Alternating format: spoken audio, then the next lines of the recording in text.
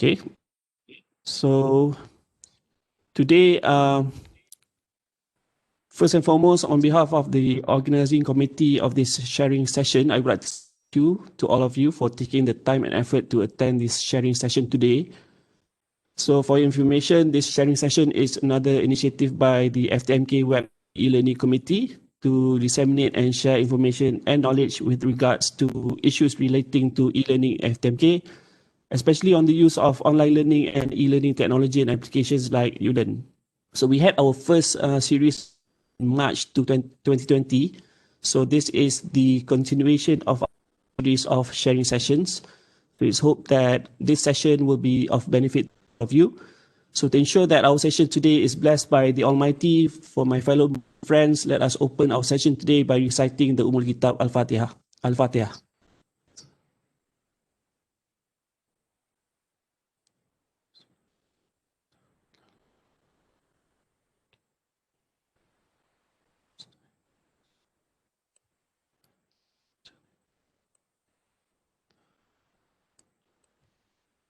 Okay. So to ensure that, we are very fortunate to have with us Dr. Zulisman Maksom, Director of PSTP, to share us the latest info and knowledge with regards to online learning, with emphasis on Ulearn, which is UTEM's online learning platform. While most of us have been using for quite some time now, the recent COVID-19 pandemic has given more spot and emphasis on the use of online learning methods and applications. So most of us have noticed the new UI or user interface for Ulearn that has been introduced this semester. Okay, while some of us have little problems navigating and using Ulearn, others may have some difficulties in adjusting. Furthermore, some of us may be curious to know more on the implementation of online learning and online assessments using Ulearn for this semester. And maybe some of us have questions that we would like to pose to Dr. Zulisman, like what are the best practices in implementing online assessment and etc. So I believe these are some of the issues that will be discussed and addressed by Dr. Zulisman in today's session. So for those that wish to ask questions, you may key in your questions in the chat section starting from now, and we will have a short Q&A session after his presentation where I will present the questions to Dr. Zulisman for him to answer. Okay, so without further ado, I invite and pass it to our PSTP Director, Dr. Zulisman Maksom, for his presentation. Okay. Bismillahirrahmanirrahim. Thank you very much, Yang berbahagia TS Dr. Muhammad Fairuz Iskandar. Good morning, everyone. We are very fortunate this morning because we are able to meet again for my second sharing session, especially how actually we're going to overcome our anxieties in in delivering online learning. And I know that a lot of us actually being quite anxious to see and to know why actually the UI of our Ulearn has been changed recently, quite drastically actually. So before I begin into sharing the how actually the look and feel and how we're going to use the Ulearn more effectively, let me give a bit of justifications on why actually the user experience has been changed. Now, if everybody realize, actually now we divided the Ulearn into three sections, as everybody know, and the section is divided based on different servers that we set up. This is actually based on our benchmarking that we have done with other universities, especially with UPM, USM, and UTM. And as everybody know, we had considered as a major glitch last semester, which is, I remember, on Monday, when our Ulearn actually having a breakdown, and we are unable to rectify as soon as possible, and it took almost 2 days to rectify the issues.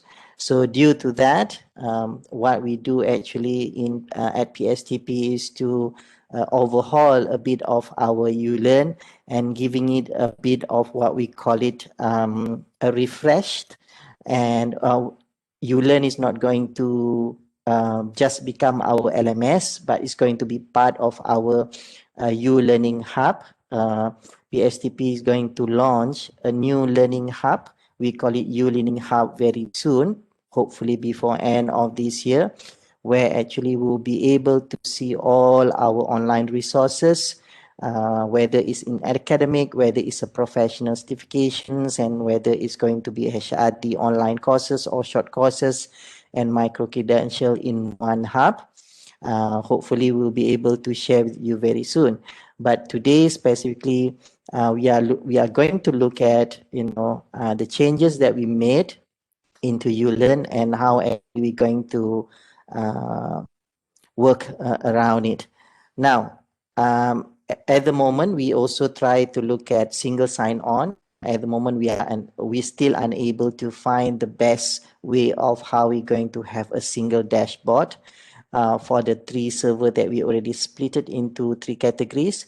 All the courses which belong to PPB and IPTK will be in the cluster of language and humanity. And for the engineering and engineering technology courses will be located in the other clusters such as the FTKE, FTKMP, FKEKK, FKE, FKM, and for the non-engineering courses from FTMK and FPTT is inside the information technology and technology management. So this is going to be our new way of how we're going to access our ULearn. But along the way, we're going to improve the other aspects such as single sign-on again, we are usually familiar with previously. Okay, let me share the browser. You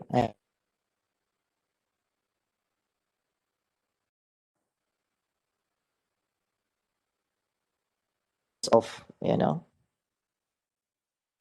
how the browser looks like. Can anyone see? Dr. Virus, can you see this one? Boleh? Yes, yes. Okay, now this is basically the ULearn, the new ULearn. Actually, it's not a new ULearn. It's just the experience that we change a bit, and we change the theme for this particular ULearn. The previous one, the previous ULearn, we using session or we call it section type of a theme.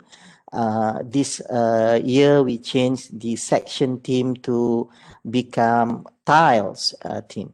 Now, the other justification why we changed this from section to tiles is actually, after the first meeting that we had, what we call the contingency meeting after the ULearn breakdown, we found out that actually, there is a certain courses or certain cost page that actually consists a lot of resources, and it takes up a lot of bandwidth to be open.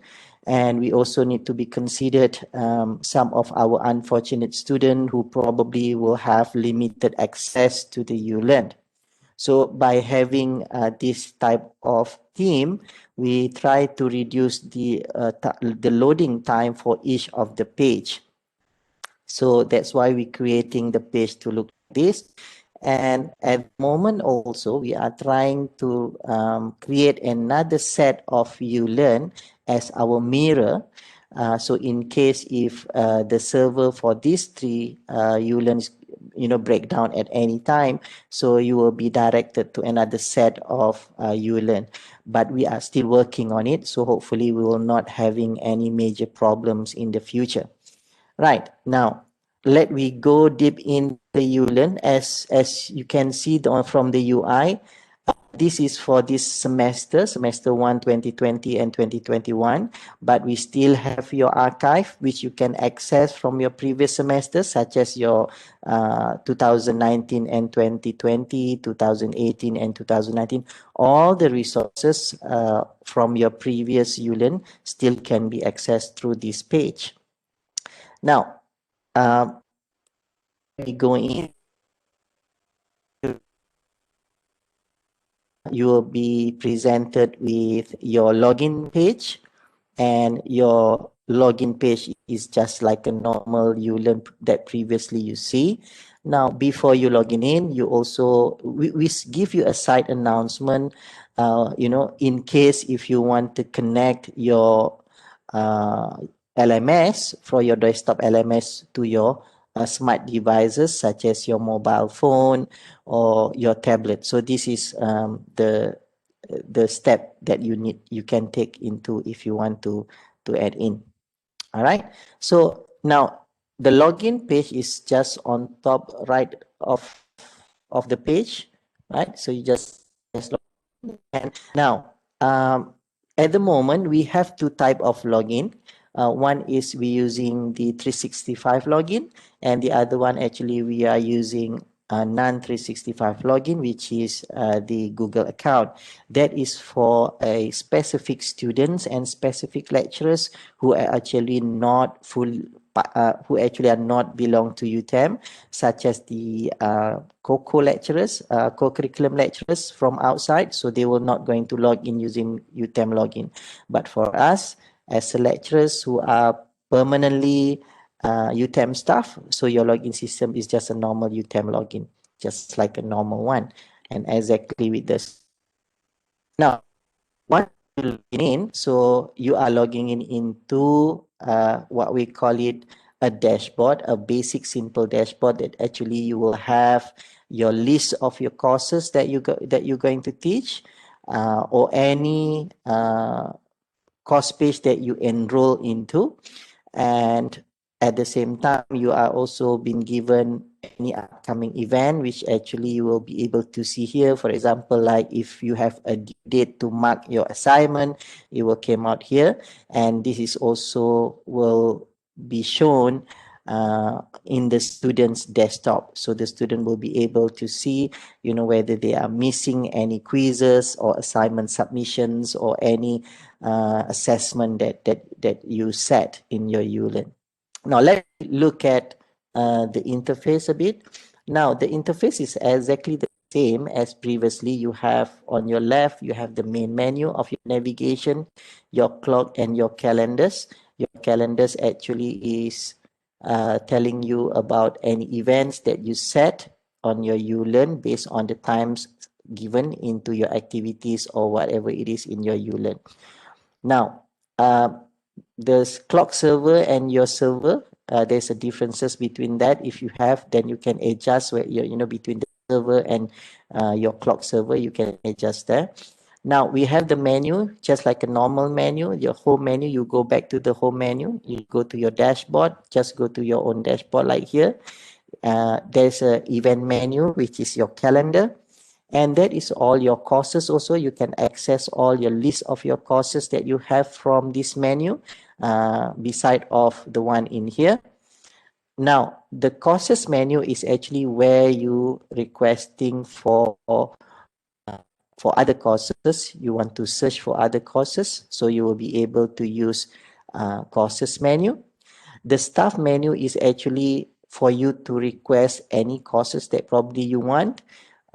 We also provide you the user manual from here, and also your ULearn archive also can be accessed through here. So this is all the basic menu. Now, in here, beside of your login name, you will have this small arrow, which actually this is where you will be able to access other function which is similar from the menu, and also another function which is if you want to switch your role to to view from other perspectives, such as you want to switch your role to students, because you want to see how the students going to see your course page, so you can do the switching from here. So that is a simple thing. Now go back to your courses. So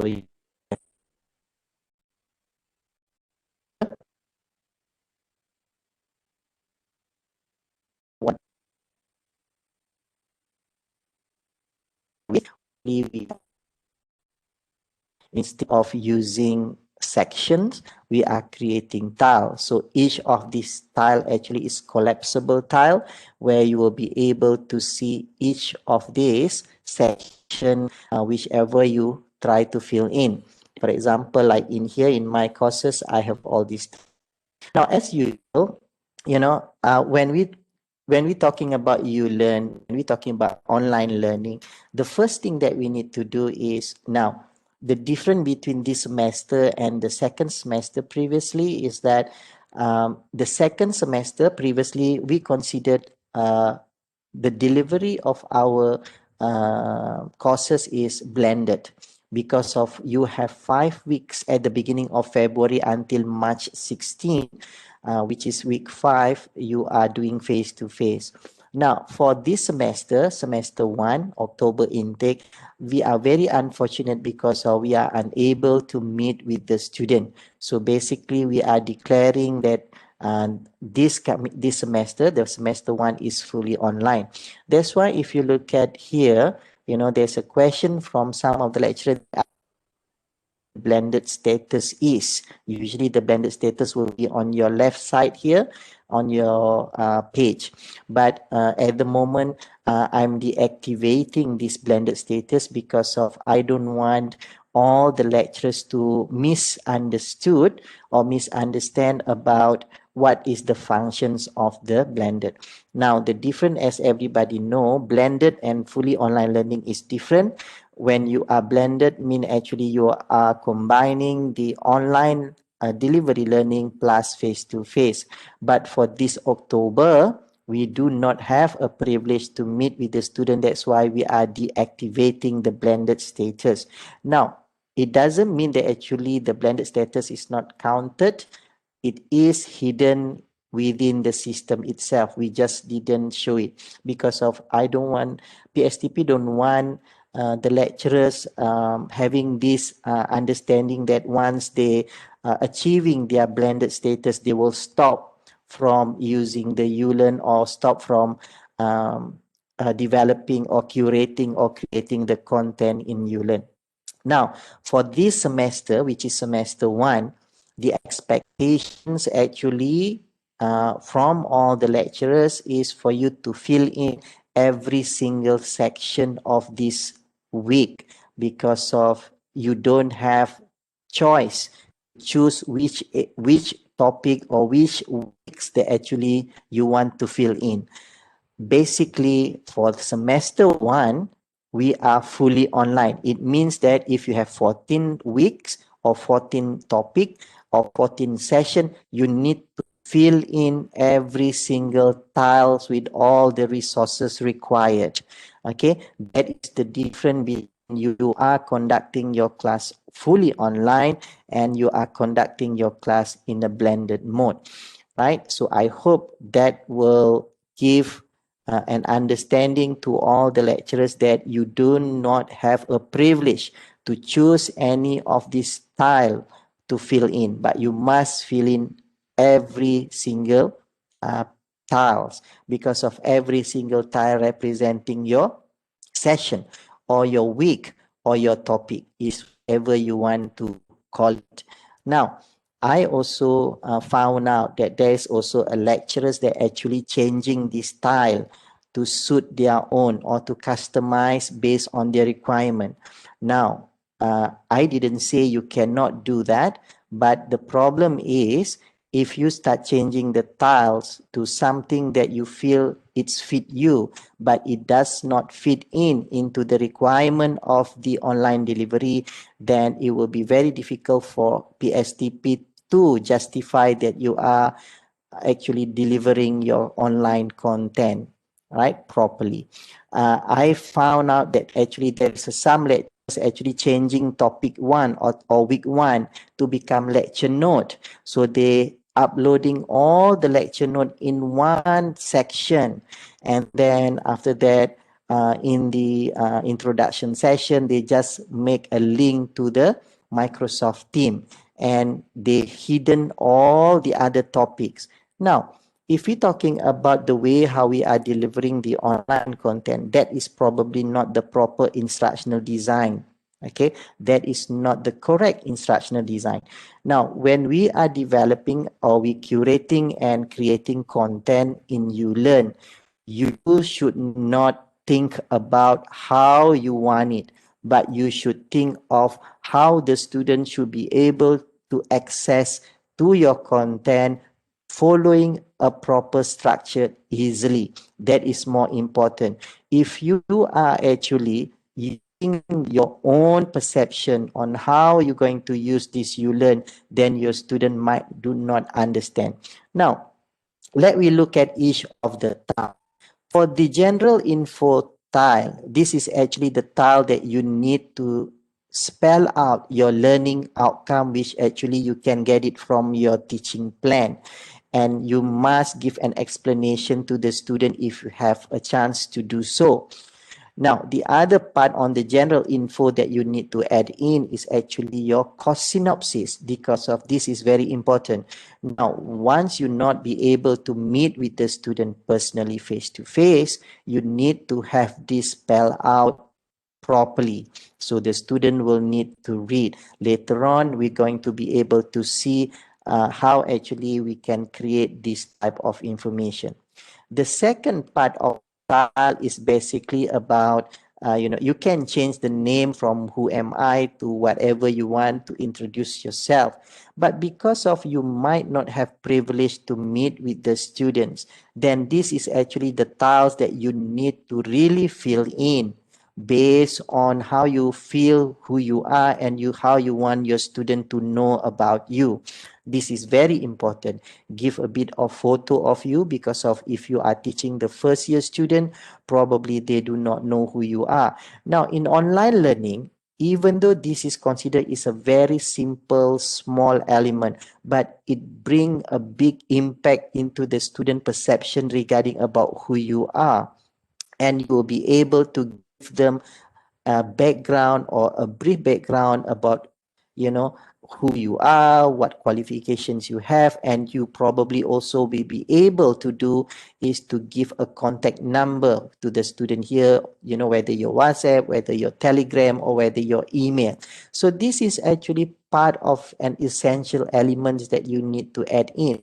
It looks very simple, it looks not important, but when it comes to online learning, this is very essential element that you need to fill in. Please do not think that this is an easy step that you can bypass, but I hope that everybody will start putting your biography or any description about you, so the student will be able to see you. Now, in this part also, actually, you will be able to customize. Probably you also do not know who your student is. So you will be able to customize this part by adding probably an extension, because you want to know who your student are. For example, like in my page here, for this particular courses, I let my student to write or to tell about themselves using Padlet. So our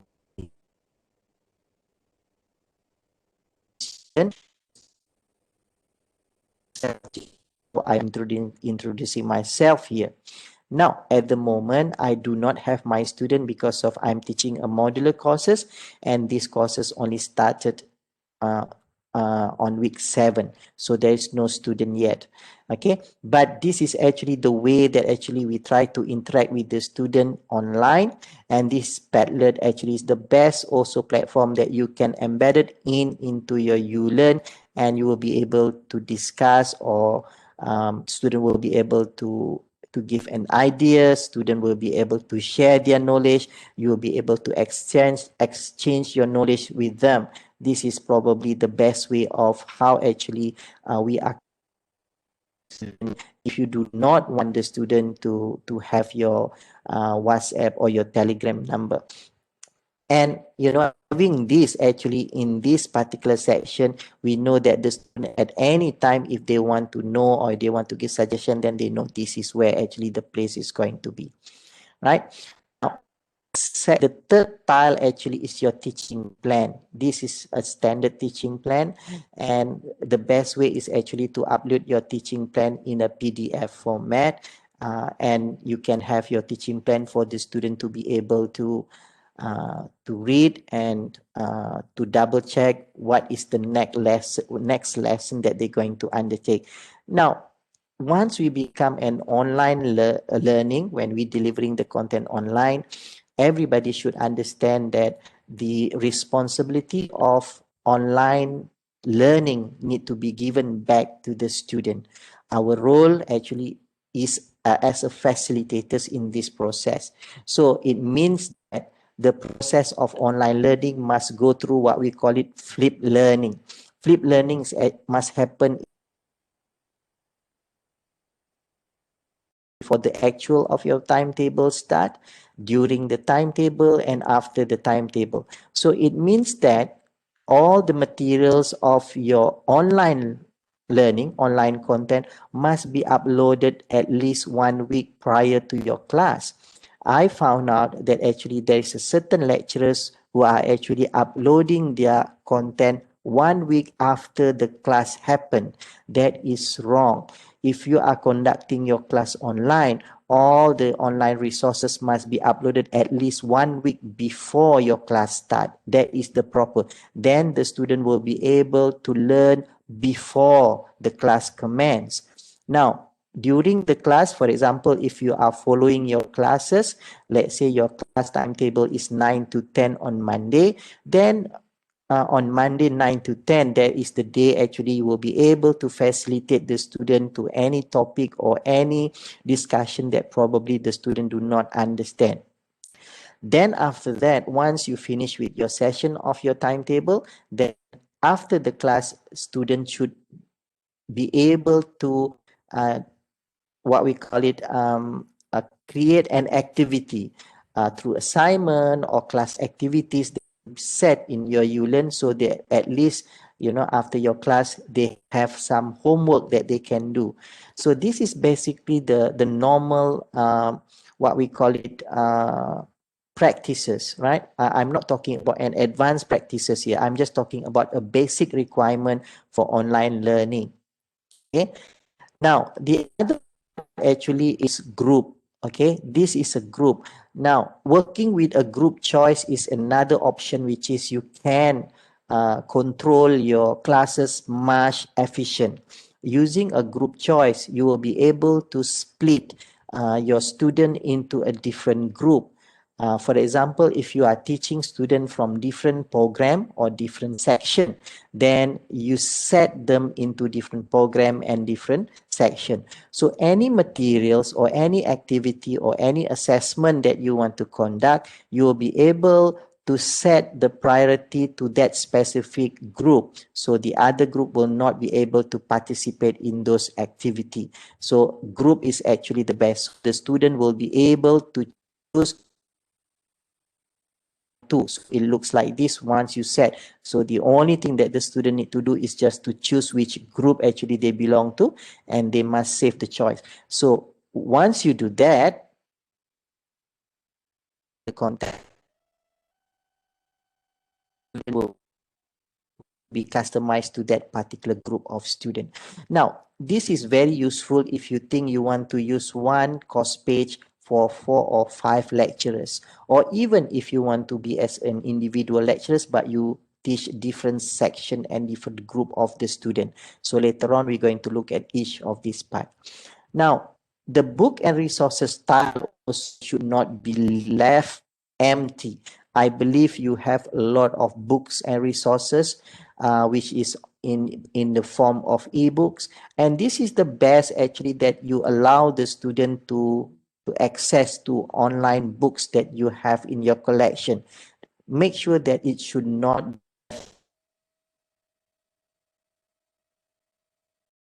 get the book available for the student, because of we should not encourage the student to read our PowerPoint note as part of their lecture note.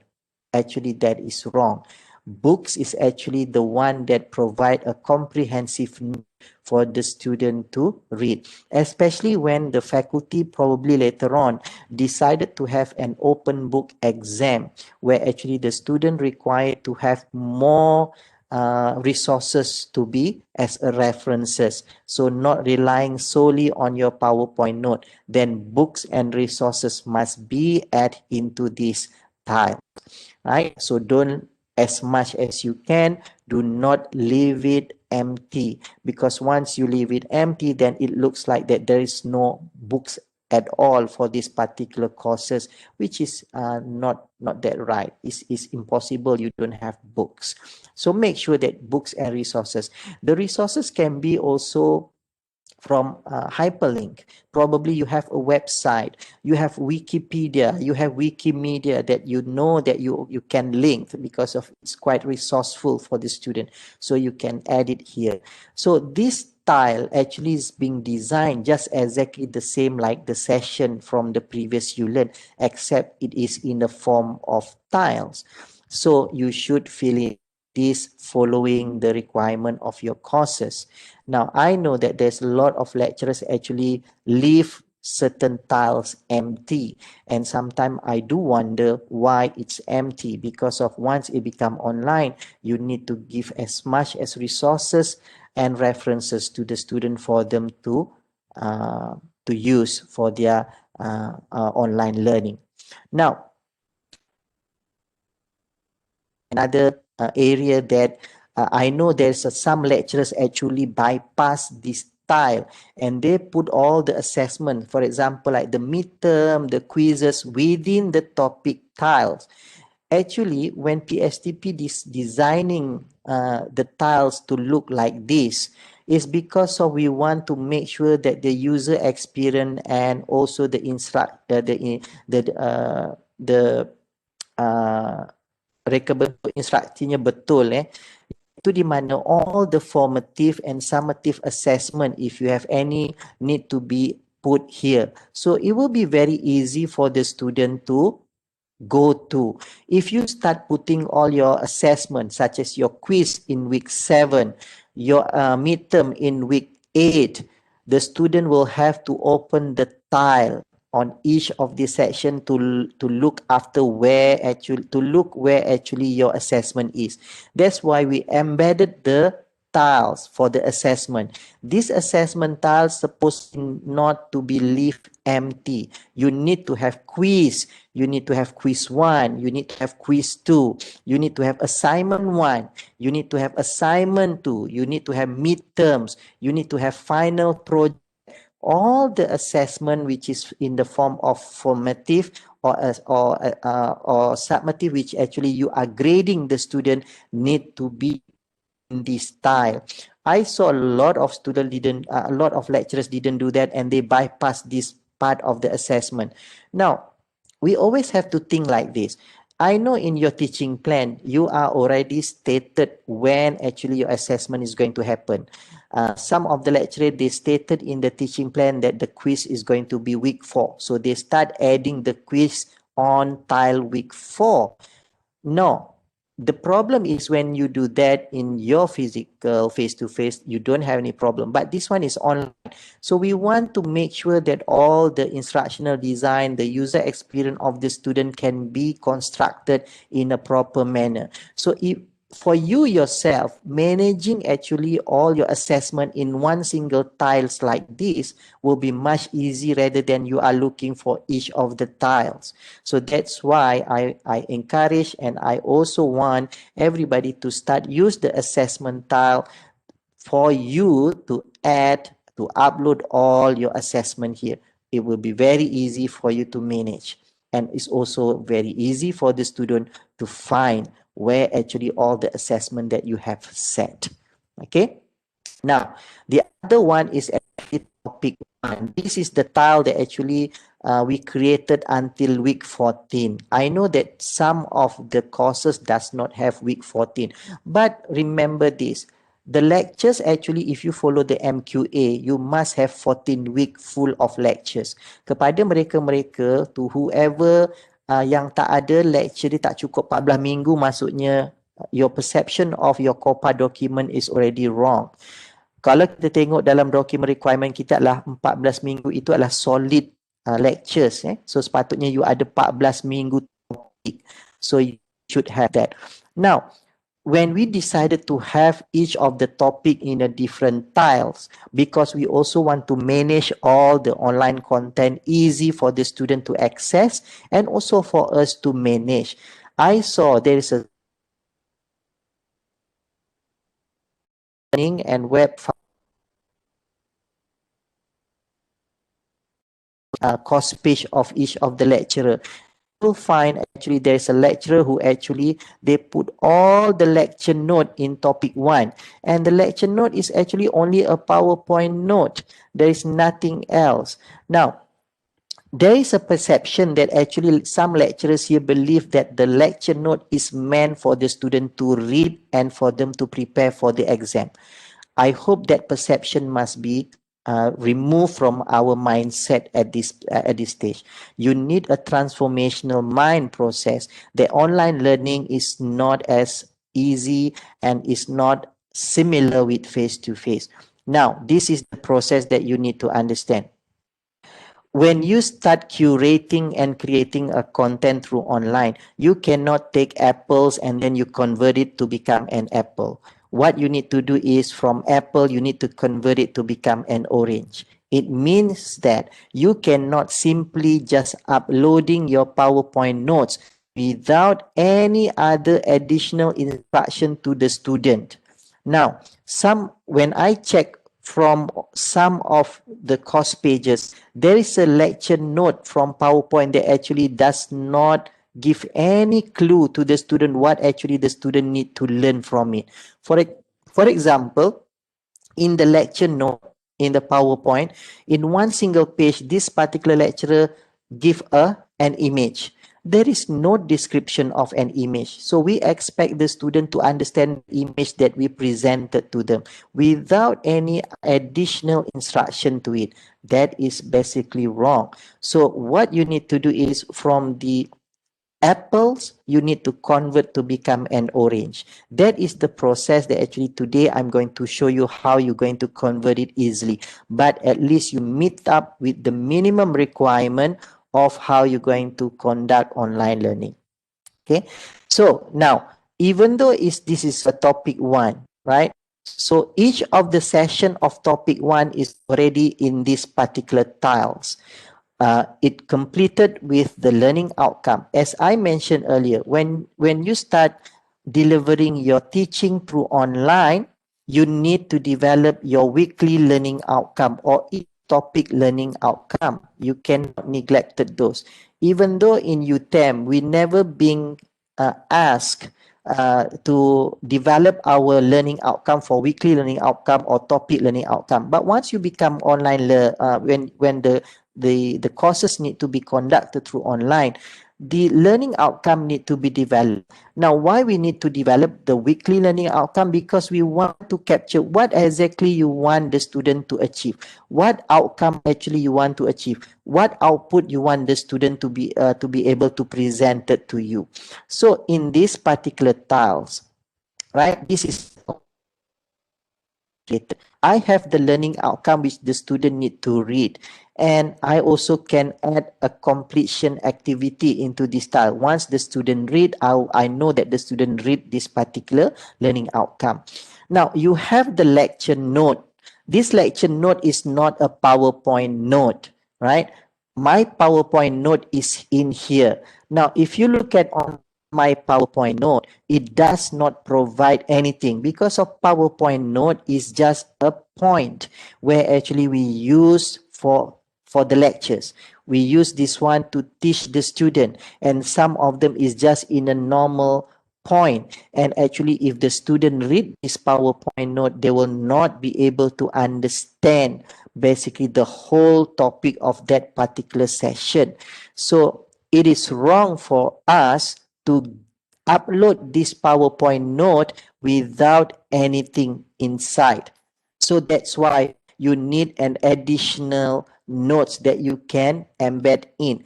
So this additional note can be in a form of text based, a short description of that particular topics, explanation of certain element with the hyperlinks, and you if the student want to read more about this particular topic, different or outside link. For example, like me, I'm not creating my own notes, but I'm using Wikipedia as my resources to create note, because of that is where actually the resources coming in. So by doing that, so the student will be able to more than what it needs to be, so they can read more.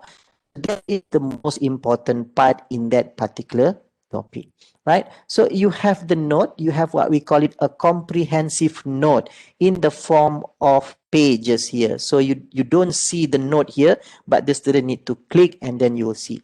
Now, remember when, when I told you there is a three type of learner you need to cover.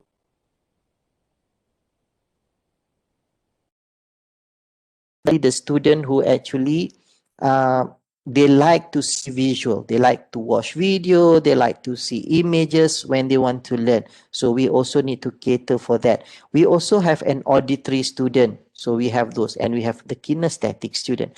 Now the other things is actually you can also need to link the video.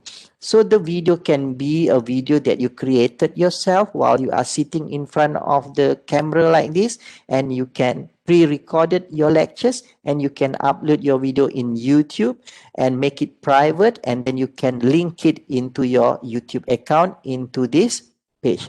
Now, for example, like me, I don't create my own video.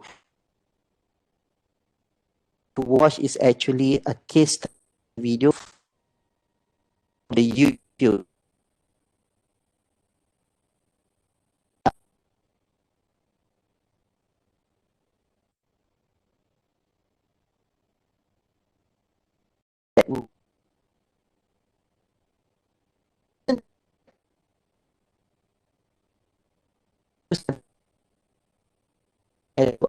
Us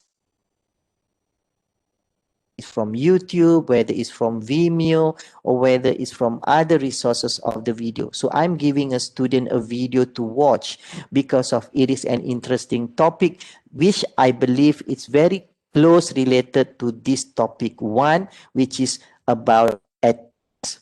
Now, the third resources that I also included in my lecture session is actually the my PowerPoint. Even though the student will not be able to understand what I'm saying, through my PowerPoint, but I'm still embedding in it, then the student will make it as a reference for their short note. It's not meant for them to to read and for them to bring in this into the final exam. Now, because of it's a master's courses, so they don't have lab session, but we do have tutorial. So I'm giving a student an activity for them to do at home after the class. This is very important because we want to capture the student understanding about this particular topic. So that's why I have this class activity that I want to submit. So in this, I ask the student to watch for the video from the presenter, and I want them to make a bit of summary and justifying a bit about the topics that they discussing on and what's the so that is I want to capture the student understanding. At the same time, I'm using this class activity is not for the assessment.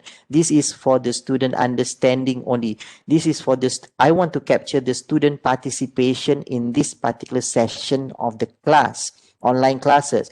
That's why I don't mark this assessment, but I ask the student to submit and I'm giving a feedback from the student. Now, the other element actually that I always embedded into my session of my learning in this topic one is discussion with the student, because of there is a certain topic that I want the student to discuss among them and between me as a lecturers. So this is the best place for me to make a discussion with them.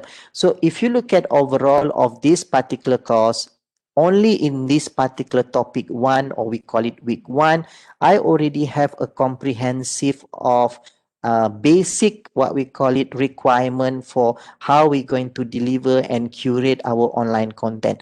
Now, if you look at one things that I want to show later on towards the end, Dr. Adili, our new Ketua Bahagian, already came out with we call it algorithm, came out with tools that actually we will be able to monitor the lecturer's content. So now probably by probably a few weeks from now, or based on the requirement of the NCA, because the NCA is already asked us to to develop how actually monitor the content of the ULearn. for each of the lecturers, whether actually they fill in the minimum requirement of the content. For me, this is the minimum requirement of the content.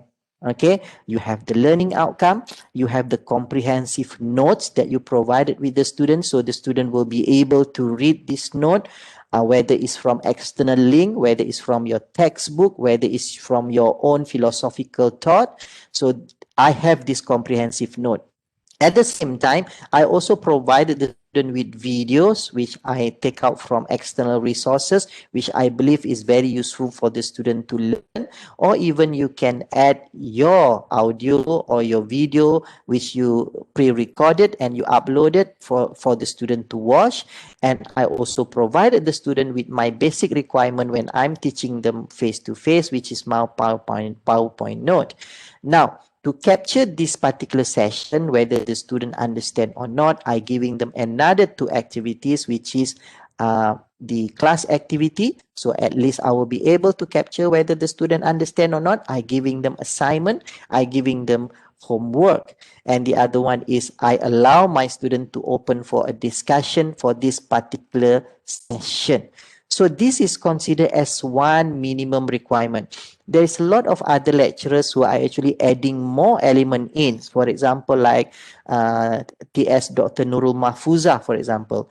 TS Dr. Nurul Mahfuza, Encik Ahmad Syarizan, they love to create their own content. So they're adding more content into one session. For example, like pre-recorded PowerPoint notes using audio.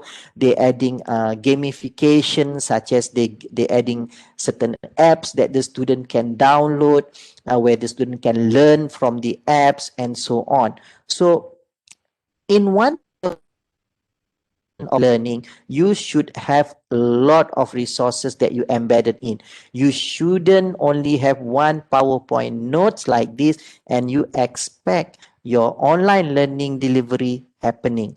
Now, if everybody understand here, whoever come here this morning, last semester we do have a lot of complaint from the parents, from the student, that there is a certain lecturers that actually do not provide enough resources for them to learn independently through online. So be careful with that kind of comment.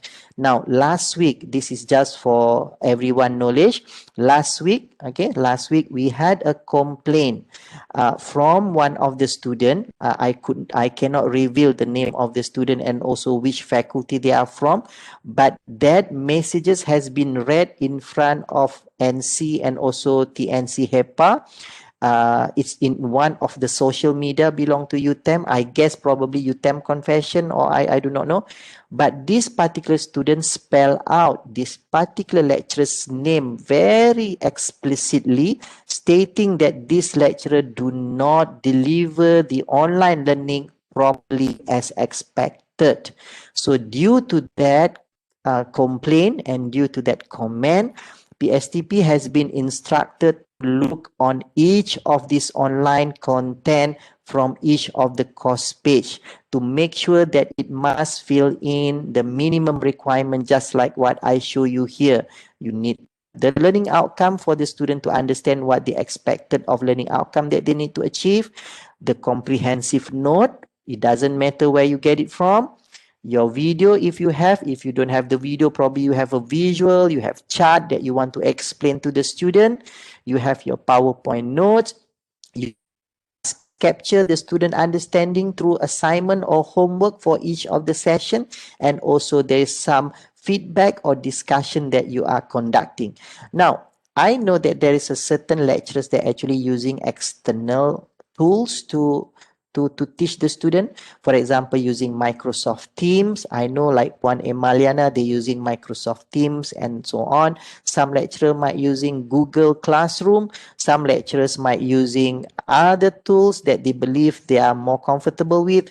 Make sure that every time when you are using all those tools, you must link those tools in each of the section, not link it in this general info. I found out there's a lecturer that actually when they putting their Microsoft team, they link it in general info. No, link each of your session in from the Microsoft team in your topics. Now, as everybody know that each of that session actually can be recorded, so it's pre-recorded. Why not take times to upload your pre-recorded from your Microsoft team or from your WebEx or from your Google Meet or from Zoom into your personal YouTube and link it into this. So at least the student will be able to watch again and again and again all the resources that you're doing it. Now, the other questions that actually always being asked by the lecturers from faculties and others is that compulsory to have synchronized online learning? Now, it's not. So when we're talking about online learning, there's two types. One is synchronized and one is asynchronized. Now, to choose between whether you want to conduct your class synchronized or asynchronized, you must look at different aspects. One of the aspect is you must look at also on the technical capability of your student, right? Do your student have enough internet or data connections or not? If are they using the broadband, home broadband? Are they using mobile hotspot? All those will actually affect the performance of your synchronized online learning delivery. Now, the other part that you need to consider also that each of the student will stay in a different geolocation and they might have difficulty in assessing your online content. So you must give a very good clear indications to the students. Now, my topic is exactly using exactly for each of the topic. I do not change because I want to give the uniformity to the student. Now, some lecturers believe that actually in each topic they will give a flavor into it. No problem to give a flavor as long as each of the content must be filled in. Now, if you look at on my content, as I mentioned earlier, when your class is going to be, let's say this week is week 4, your content for week 4 supposedly already ready in your LMS last week. You sepatutnya tak upload konten you hari ni. Hari ni kelas, pagi ni baru you upload your content. Itu dah salah dah dari segi tafsirannya when you are delivering your online content. So make sure that you must prepare your content a week earlier in advance or at least paling teruk pun 3 days in advance sebelum tarikh sebenarnya. Now, when the class is actually already online, tidak ada orang kata rules. Tidak ada mengatakan bahawa apabila kelas itu online, apabila kelas anda jatuh pada public holiday, contohnya seperti hari Khamis, Maulidur Rasul hari itu, maka you cancel the class. Saya dapat maklumat ini depan-depan saya waktu saya mesyuarat di pejabat TNCA. Ada timbalan pengarah ni, dia kata dia terpaksa cancel the class pada hari tersebut kerana dia attending timbalan Naik Chancellor Academic punya meeting. So, itu adalah salah. When your class is already online, the class will run 24 hours, 7 days a week, 365 days, anytime, anywhere. You tidak ada privilege untuk cancel the class because of if all your materials is actually online, then you should not have any problem to proceed with your class. The only thing that probably you can cancel if on that particular day you nak buat synchronized class, disebabkan ada mesyuarat, mungkin you kena gantikan your class dalam bentuk pre-recorded ataupun is synchronized. Ya? Itu saja. So ini adalah dalam bentuk tile. Okay, let we go into each of the tile. Macam mana kita nak buat? Macam mana kita nak manoeuvre? Kat mana menu dia? Apa yang berlaku? Now, salah satu dari bentuk tiles ini tadi, soalan yang pertama yang ditanya adalah kenapa saya punya tiles tu tadi bila kita buka dia tak ada bentuk tiles ni, tapi dia dalam bentuk list. Okey, perkara utama kita kena tengok adalah kita kena pergi dekat kita punya course setting. Course setting kita menu dia dekat hujung sini dekat dalam wheels ni. Okey, dekat code wheel ni ada nama dia edit setting. Setting kat ni ada nama you punya course, ada short course dia, fakulti kat mana, course visibility kita dah show, course started kita dah mula. Okay, you can add you punya course description, course summary if you want. Kalau you tak nak pun tak apa. Di sini, di course format. Kalau kita tengok dekat course format ni, kita menggunakan format mat. Okay, so di sini kita ada color of tiles lah. Kita boleh ubah warnanya lah. Dan di sini tadi, kalau kita nak tengok bagaimana sebenarnya kita nak buatkan di dalam kita punya tiles tadi, subtile kita tadi pun rupanya dalam bentuk tiles. Kita kena tick kat sini. Kalau kita untick, let's say saya untick dan kita patah balik, kita tengok kita punya course page tadi, ini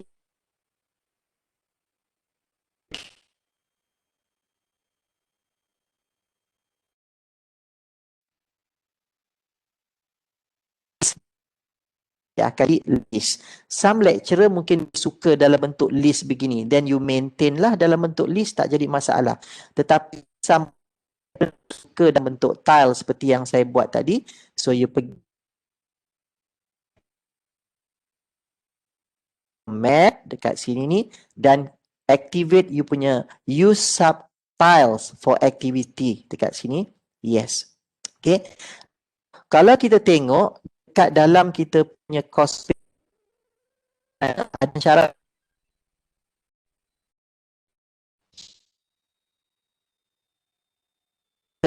dia ada progress bar, maksudnya ada 3 out of 5. 3 tu sudah dibuka. Kalau kita tengok dekat dalam ni, 3 sudah ada penanda warna hijau.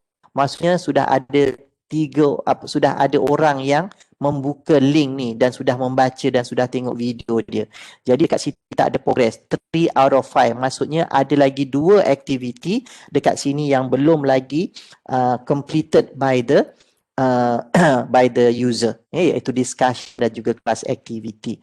Jadi macam mana kita nak nampakkan dekat dalam tiles ni bahawa this particular topic ada berapa item dan berapa progress dia yang pun telah dibuat. Jadi progress dia pun sama, berada dekat dalam kita punya course setting. Ini bukannya ni, ini adalah course setting kita dekat edit setting di sini. Dekat course format balik tadi tu, masuk kat course format balik, dekat sini ni dia ada tulis progress on each tile. Dekat progress on each tile ni secara default dia adalah hide. Bila dia hide memang you tak akan jumpa lah benda tu. Tapi kalau contohnya you nak hide, you hide lah. Tetapi kita boleh activate dia. So let's say saya nak activate because saya nak nampak. Saya boleh activatekan dia dalam keadaan 2. Satu based on fraction, satu based on percent in circle. So kalau kita tengok salah satu let's say show in progress of circle. Tadi kita buka dalam tu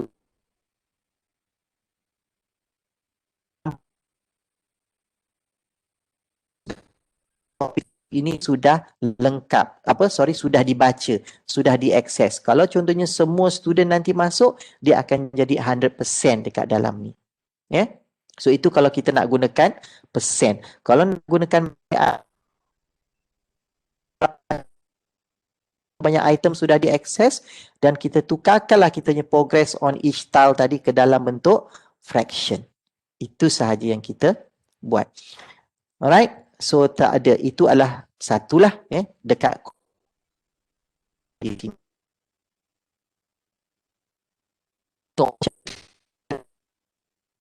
kalau kita tengok dekat sini saya punya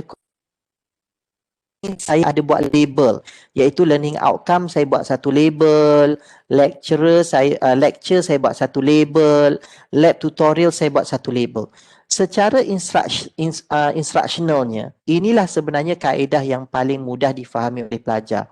Jadi kenapa kita kena ambil effort untuk buat begini? Jadi sekurang-kurangnya pelajar boleh nampak bahawa ini adalah label untuk learning outcome. Ini adalah section untuk lecture dan ini adalah section untuk lab contohnya.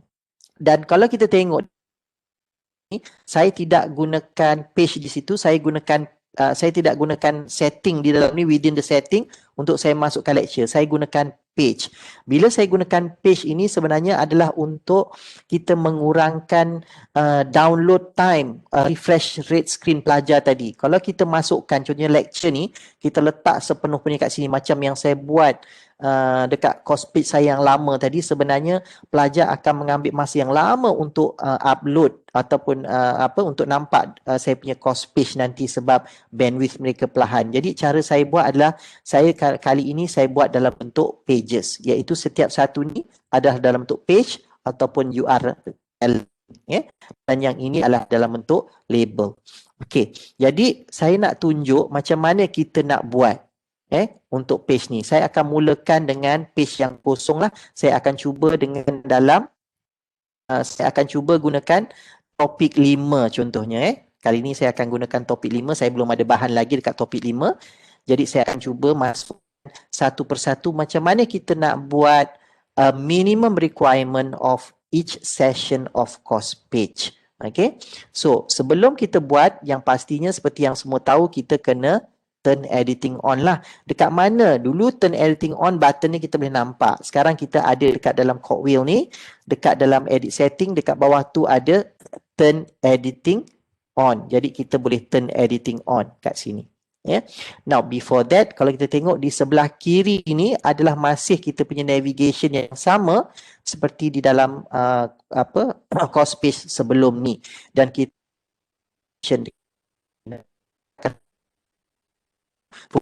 administration ni lah. Okay. Setting kat sini pun boleh. Kita turn editing on. Okay.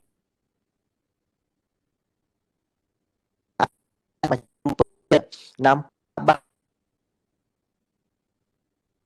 kosong. Tapi sebenarnya mana kita akan bahan-bahan yang kita sudah masukkan dalam topik 1 tadi. So klik button expand dekat setiap section ni. Macam dekat topik 1 ni ada button expand. Klik expand. Bila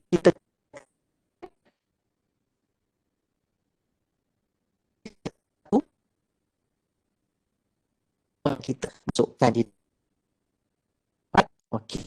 Ini kita buat. Now, sekarang ni kita akan mulakan, saya nak tunjukkan macam mana kita nak buat satu topik ataupun satu minggu session untuk kita punya online learning. Kalau kita tengok dekat sini, saya nak gunakan topik 5 ataupun mungkin you all gunakan week 5 ataupun mungkin you gunakan session 5, ya. Di sini terpulang pada anda macam mana nak buat, sebab di sini kita boleh ubah kat sini ni. Klik dekat pensel tu, you boleh ubah, you nak tukarkan dia, namakan dia kepada topik ke, nak tukar kepada week ke, nak tukar kepada session, terpulang. Once you dah press return ataupun enter dekat you punya keyboard and you will be able to change. Now, kemudian kita expand kita punya section ni, topik 5. Just buat. Tapi kalau kita tengok di dalam tu outcome yang Encik Azmi iaitu penolong pegawai teknologi maklumat sudah sediakan. Jadi apa yang kita perlu buat adalah kita kena buat learning outcome ni tadi. Ya, jangan ditinggalkan. Each of the topic mesti ada learning outcome. So, kalau kita tengok learning outcome ni adalah dalam bentuk label. Ya, dekat sini ada button edit dekat particular section. So, kita edit dekat section ni. Kita kat sini kalau kita tengok, kita edit setting. Sebab kita nak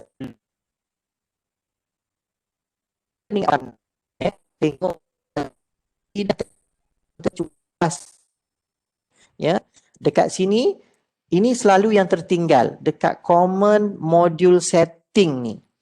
At the moment, Encik Azmi hidekan benda ni daripada student sebab dia adalah template. Jadi kalau kita nak gunakan template ni, kita kena show on course page supaya pelajar nanti boleh nampak. So jadi ini adalah label dan ini adalah learning outcome. So tulislah kat sini, by the end of the lesson the student will be able to apa dia. Contohnya kena tulis. Kalau ada tiga lah you tulis. Outcome-nya untuk that particular session atau that particular week ataupun that particular topic. Kena tulis supaya student faham apa sebenarnya learning outcome yang nak dicapai. Okay. Dekat sini kita boleh letak student can manually mark this as a complete activity lah if they want. Kalau tak payah pun tak apa. Dia adalah untuk kita progress untuk letak. Save. Kita akan dapat learning dah keluar dekat topik 5. Now, kita nak pecahkan dekat topik 5 ni kepada dua subkategori, iaitu untuk lecture punya resources dan juga resources atau tutorial resources. Kita buat begitu adalah untuk memudahkan pelajar sebenarnya, bukan untuk memudahkan kita saja. Tetapi sekurang-kurangnya pelajar tadi boleh memahami punya proses of learning tadi. The instructional design-nya betul. Janganlah kita buat benda tu secara cecar merbah. Memang kita boleh buat secara cecar merbah, kita boleh buat sesuka hati kita. Tetapi setiap kali bila kita nak buat course content, kita nak buat course content curation ini, kita jangan fikirkan tentang apa yang kita faham. Kita kena fikirkan tentang bagaimana student tadi boleh memahami flow you punya proses pembelajaran. Itu adalah penting. Yang mana didahulukan mesti didahulukan, yang mana dikemudiankan mesti dikemudiankan. Kita memanglah tentu faham apa yang kita buat sebab kita ni semua profesor madya, kita doktor, kita ada PhD, kita senior lecturers dan kita sudah ada berpuluh dan berbelas tahun pengalaman.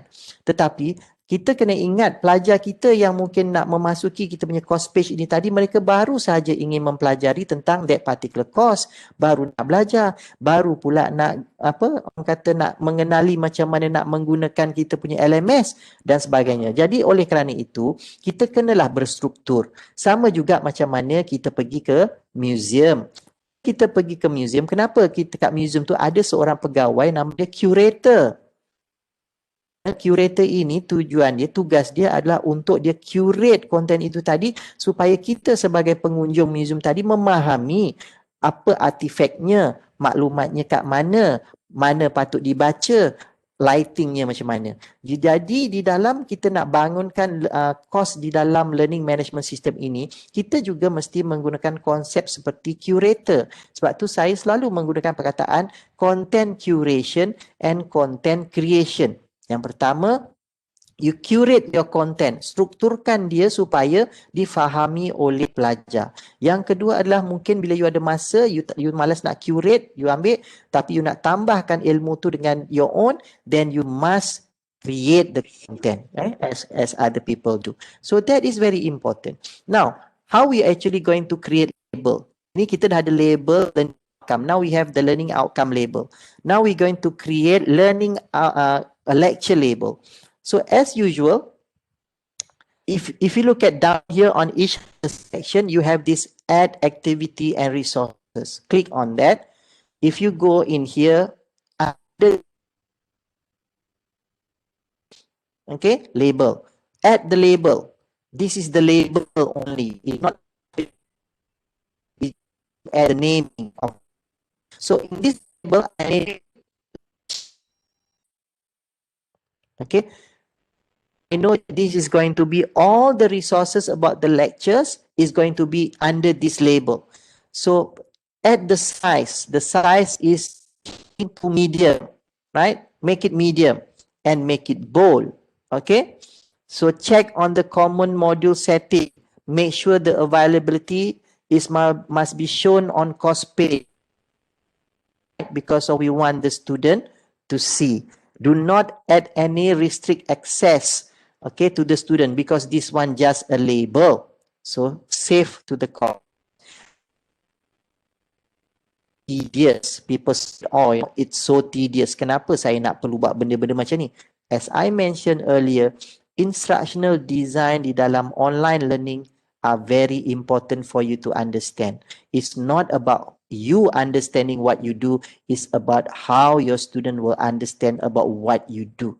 Okay, so itu penting. So ini adalah lecture punya label. Okay, dalam lecture label ni kita boleh duplicate. Kalau kita nak, kita malas nak add activity, kita duplicate.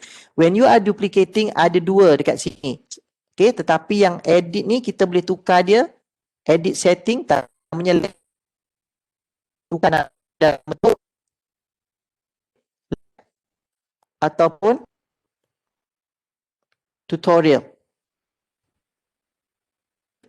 Now you dah label, learning outcome label, lecture label, and also lab and tutorial label.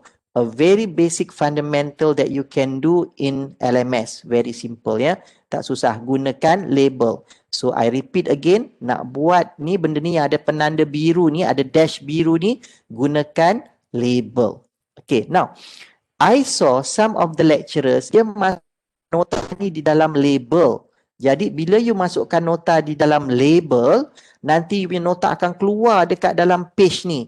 Maka sebenarnya bila you buat macam tu nanti, your course page nanti akan jadi lambat untuk diakses oleh pelajar kalau internet mereka ataupun bandwidth internet mereka perlahan. Jadi sebab itu kita sorokkan setiap satu konten itu dalam bentuk pages. Kita jadikan dalam bentuk page. Jadi jangan letak nota dekat dalam label ni. Sebab dalam label ni kalau kita tengok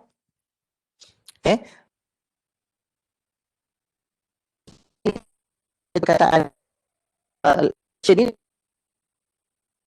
place letak gambar, boleh letak macam-macam, tapi nanti apa akan jadi benda yang berat lah sebab pelajar nanti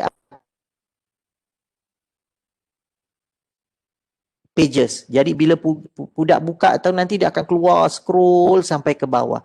Imagine kalau benda tu dalam bentuk lab tutorial di mana dekat situ you ada step by step macam yang saya buat last semester.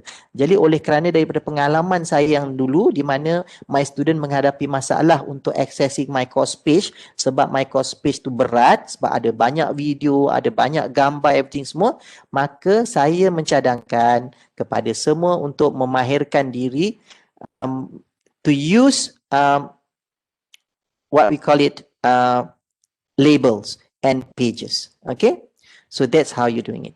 Now, once you're done with the labels, we're going to add activity, whether it's going to be your lecture note, whether it's going to be your video URL link, whether it's going to be your PowerPoint notes, whether it's going to be any class activity.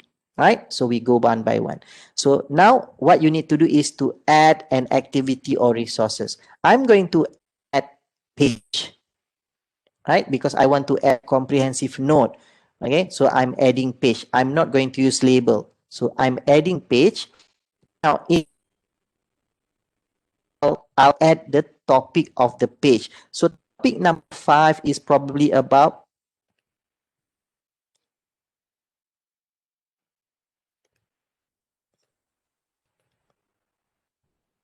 social media practice. Topic. Now you can add description on your course page. The student will be able to read, but you do not have. But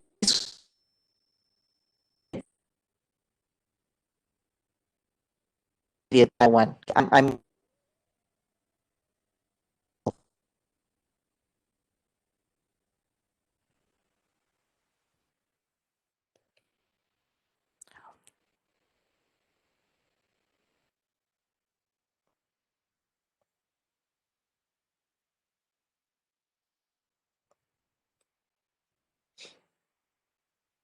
fine.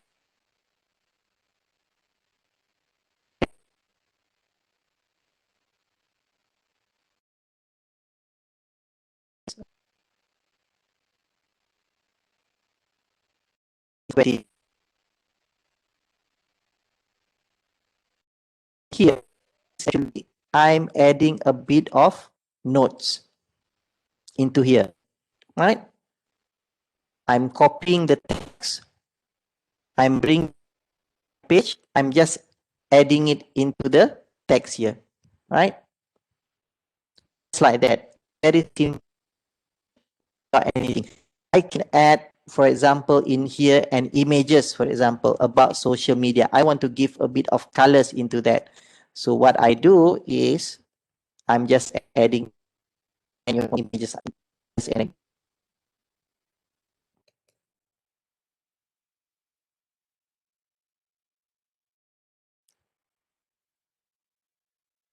I'm taking some of the images.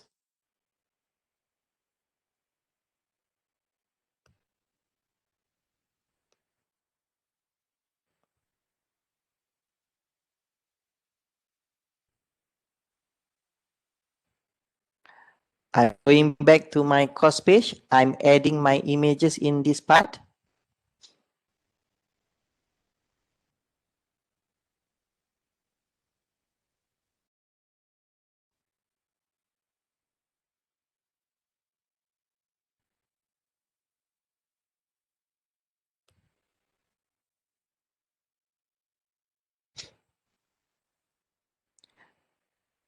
That is size. You can reduce the size if you want. Do not put any description, because if it's not necessary, if you don't, this one they will keep asking you. So at the moment I have 860 size of pixel. Save. So this is actually the image. Now after that, I want actually the student to read more about this tag from this simple text from here. Them to read more. So remember, the link that I found this note is from here, from this blog, for example. I'll just take the URL, copy the URL, go back to my course page, and I select the word more, and I click the link, and I adding the in, and you can create link. You can click on open in new windows, where actually it will go to a new window, or actually it will stay within the your course page. Okay, now check all the appearance. Make sure that the now activity of completion is also part of the process that you will be able to monitor if the student completed seeing this note. So you can do this. Show activity as complete when conditions are met. So it means that student must view this activity to complete it. If you want to expect the student to complete within a certain date and time, you can enable the calendar here, because you want the student uh, to complete this activity within a time frame that you give, right? Now, I'm not going to talk about restrict access at the moment. We're going to talk that later on. So save. Once you under the lab and tutorial section, but actually this is actually supposed to be under the lecture section. So remember that cross on each of the page. So you just click and hold and bring it onto the lecture, right? Bring it onto the lecture. Now it will sit under the lecture section. So you have one lectures in that, right? So this is belong to the lecture section or label. So this is your note that you have. Now you want to add more activities, but this time you want a URL video, for example, from your personal YouTube, for example, from your other video resources. You can link to a lot of other things here, but you can link it into your URL. Okay, because you have a YouTube channel and all your videos that you created probably from YouTube channel. So you want to link it into your course page, then you use URL. Add those one and name it. Then can be about topics, right? So I always put in here the name of the video, or you can add the video name. So I always use video 05 because of it's belong to week number 5 or session number 5. And you have your external URL link here. So we will find our URL link. I'm going to go for social media practice. You can find any problem.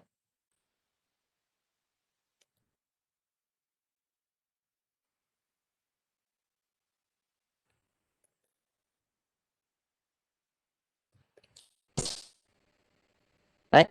As I mentioned earlier, when you're creating your content online, it doesn't mean that you have to convert apple to apple. It must convert from apple to become an orange. This is the time that actually you will allow the student to learn more. You're giving them more access into different sources of knowledge. That's the best that you want to do. Now, for example, this top five social media marketing tips to dominate, or you have to search all those videos. For example, what is the best video that you think will be very relevant to this particular topic? For example, okay. So, for example, like this, right? 3 social media trend you need to know in 2020. For example, it's about 10 billion.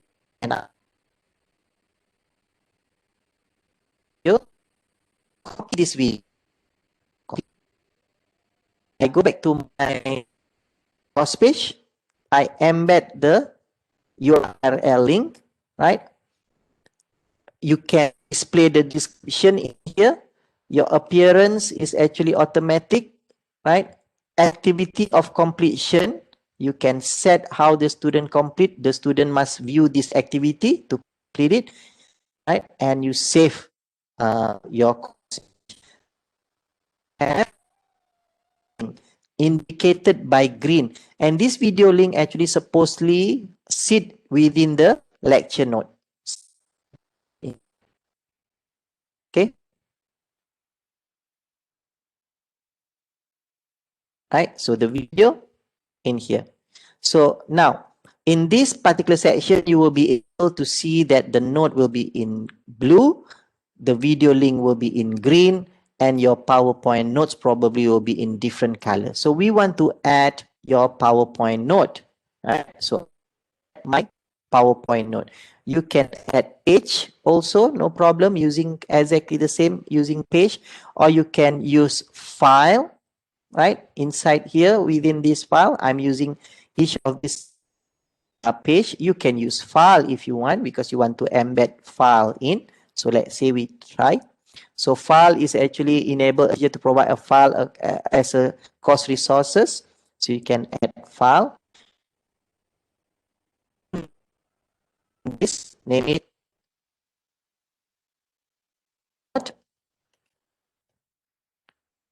week 5 example, right?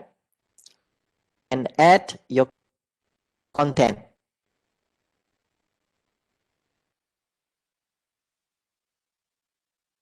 Anything from here. For example, I'll pick up my notes.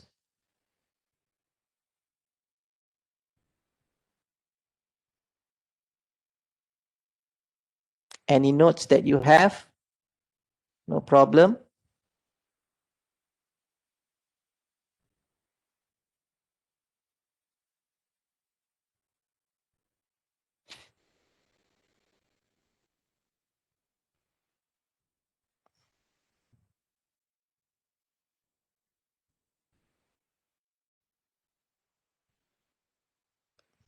Okay, so I'll take that on the PDF format from your lecture note, whatever you have. The best way, actually, your note need to be converted into PDF. That would be the best. Activity of completion, set it. Again, student must view the activity to complete it and save it. Note here and bring it to this page. So now you have lecture notes only, right? This is how you're going to do, right? Now, what we want to add in the tutorial section, you want to have a step-by-step, for example, of your lab session, for example. Let's say you have Adobe Illustrator, for example, right? And you want to having it, okay?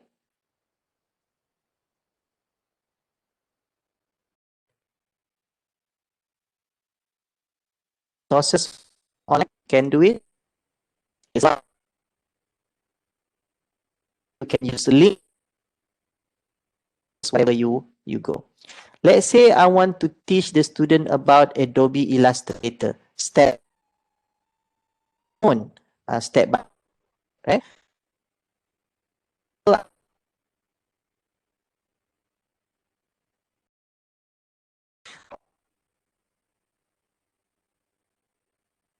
Here, suitable for your student to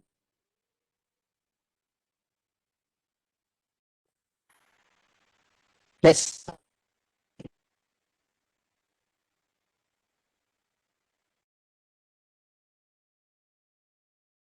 will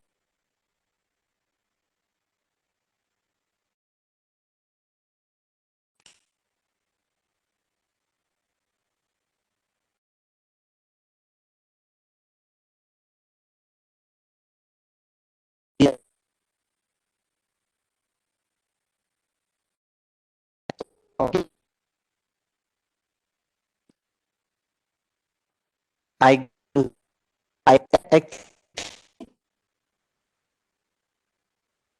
create page, add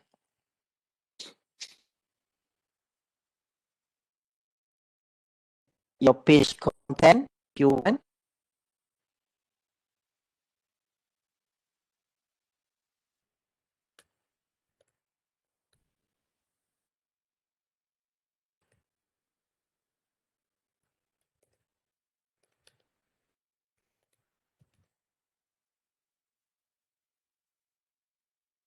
Which is not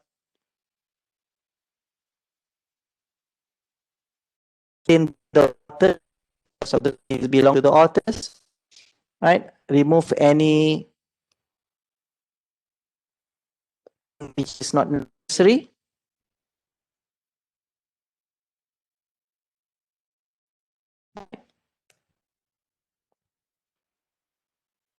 Okay, so testing page, you need to how to is here. Go back to your activity of completion, set that the student must meet the condition to complete this, and save to your call. So this is basically the tutorial which sit under the tutorial step by step. Now you can add more other things, for example, from here. For example, in this lecture, you want to have activity. In the lab tutorial, you also have you need to have an activity. So what you need to do is adding an assignment to the student. So you add the lecture activity.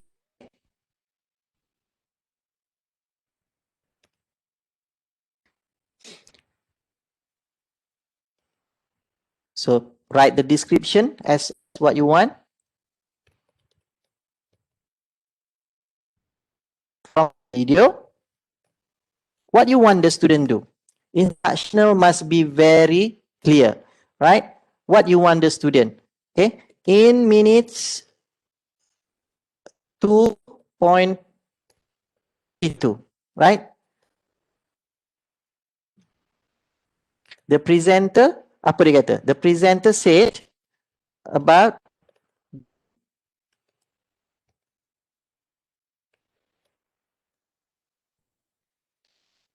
in, okay? Discuss, you know?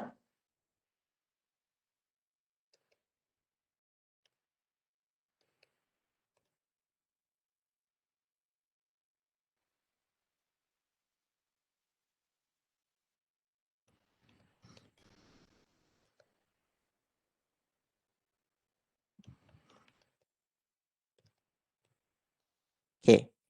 Now, 3, all the instruction must be very clear when you start creating this, because otherwise the student will not be able to see, the student will not be able to understand what exactly you want the student to know from this activity, right?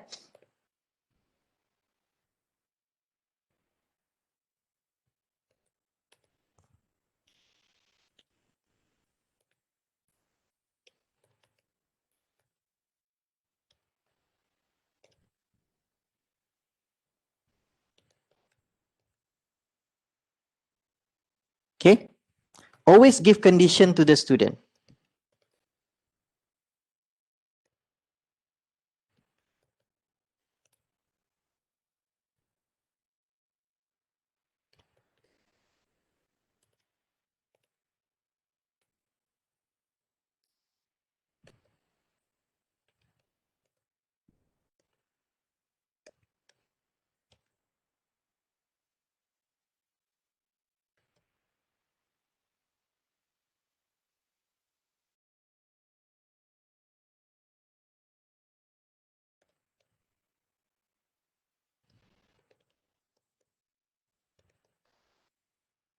Okay, so this is how you put the description, and you can it is going to be, so you can set probably do from 3 hours, and you give them around 5 days for them to submit uh, between 23 hours of that particular date, right? So you allow the submission in file. Maximum number of file uploaded is 1 for each of the student. You limit the course upload is 20 megabyte, as we said, and activity completion, set it when the student must submit for this activity to here. If you think you want to give a restriction that this particular lecture note or lecture activity is only meant for a certain group, this is where actually the restrict access is very useful. I already created a group choice for my course page, and I want to restrict that only student from S1, G1 will be able to participate in this class activity. So I add restriction using restriction set. I add restriction group number, this one, for example, FTKEE, right? I the two group that I will be able to let them in, FTKEE both, but not FTKMP student.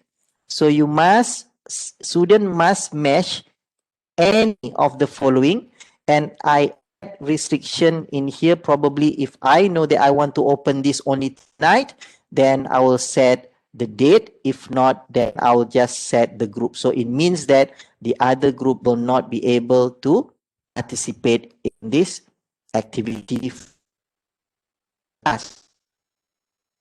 Activity is here, so I'll tag it because this activity is only meant for the lecture session. So it's sit here. Now, if you look at it, it's being restricted. When the student roll over, then we only see that only for this particular group of students will be able to participate in this class activity. And you can do exactly the same for the lab session tutorial. Now, you should not put any summative or formative assessment in the section. All the formative and summative assessments supposed to be on your on the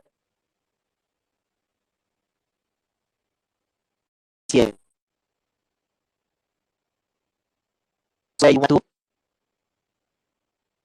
this one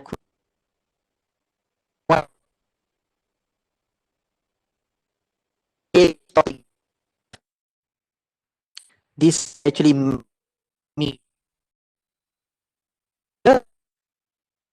this meant for the learning process. They get outcome that I expected they need to get, and also I want to know whether my student participate or not in this particular topic session. This is how actually the process of I'm doing it. This is the minimum requirement for what you want to do. Now, let's say you want to add feedback to overall of your course. You can use any page of lecture or lab tutorial if you want. But if you want to add that the feedback need to be in a different section, you can use label again. I ulang lagi, you use label, add the label, and this more feedback. Especially you add a feedback in this particular label.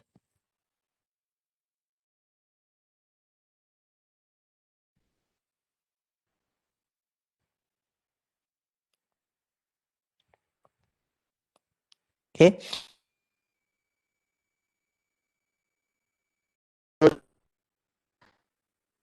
Big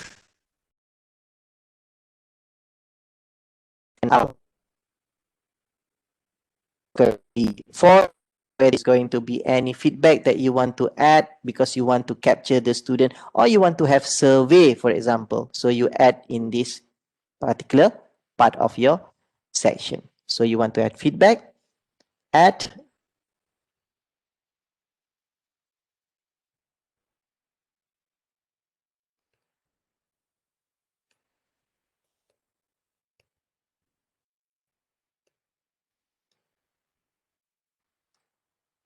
Okay.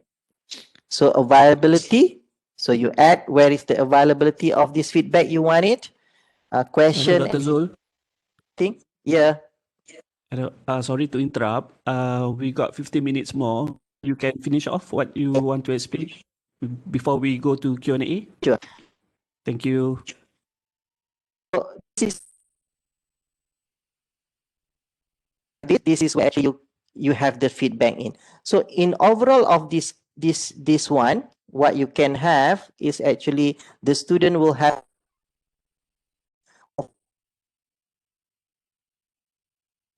your course page. This is how you manage your page.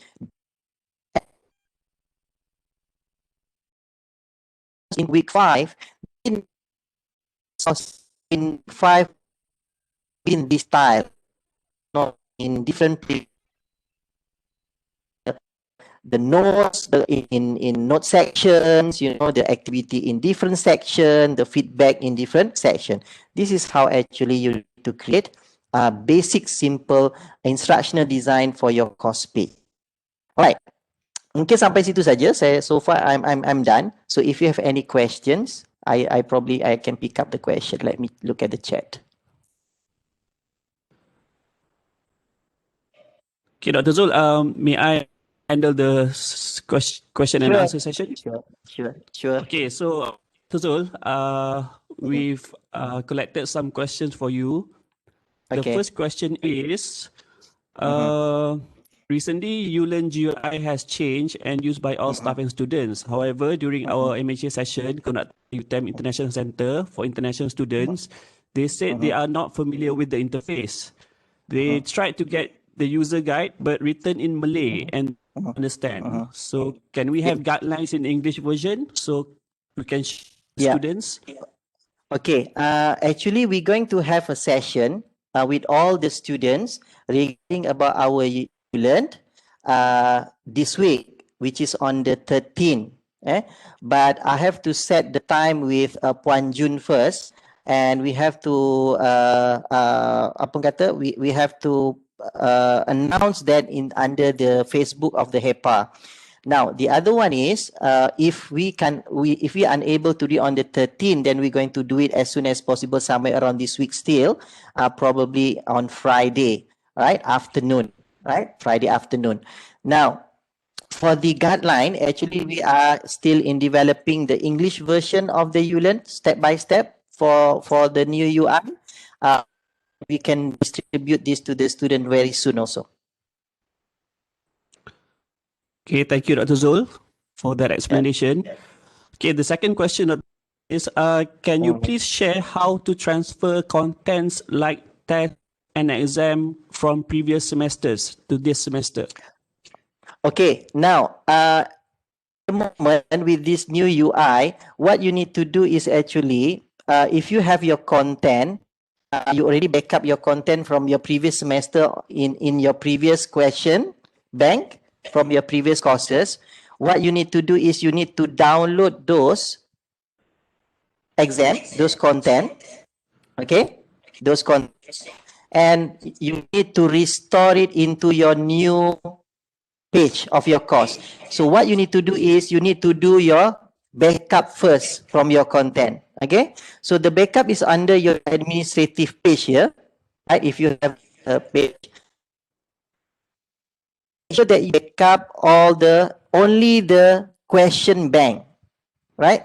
So do not include the rest unless if you want to backup the rest of your page, then you tick all the rest of the page. If you just want to backup the question bank, so you just tick the question bank and go to the final stage of your backup and download those particular backup. Is in the MZAC format, right?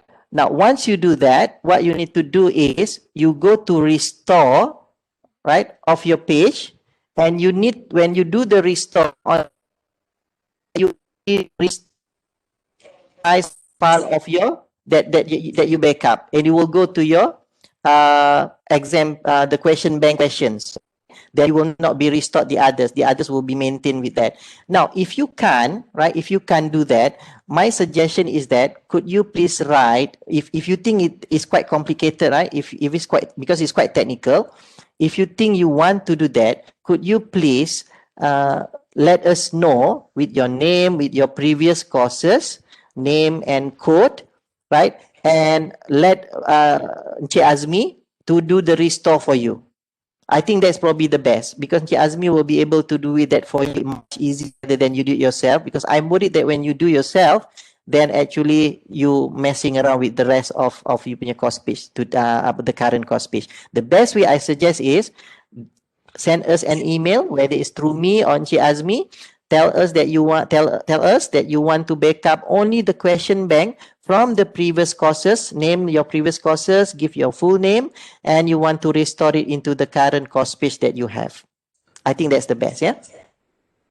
Okay, thank you, Dr. Zul, for that explanation. Yep. So the next question, Zul, is how to configure or how to do the setting for beginning of assessments like quizzes until marks generation. Okay, now if we go for the quizzes, there are so many type of quizzes that you can generate, right, on your course page. Now, the first thing is do bit of management. The assessment you want to do, is it going to be a multiple choice? Is it going to be true or false? Is it going to be fill in the blank? Is it going to be a short answers? Now, there is a way of how to do it, in different way. Now, if you go to your staff menu, okay, you go to your use. Now, if your question is in the form of multiple choice, there is two type of way of how you're going to construct your question, right? One is using the Microsoft Word format, right? And we provide you with the template how actually you're going to create those questions. And we also give you the sample of the quiz. The other one is actually using just a normal plain text using your notepad, and you save it under .txt. We also give you the sample quiz, and we also give you the format. Now, the first thing that you need to do is like this. Let's say you want to construct a quiz,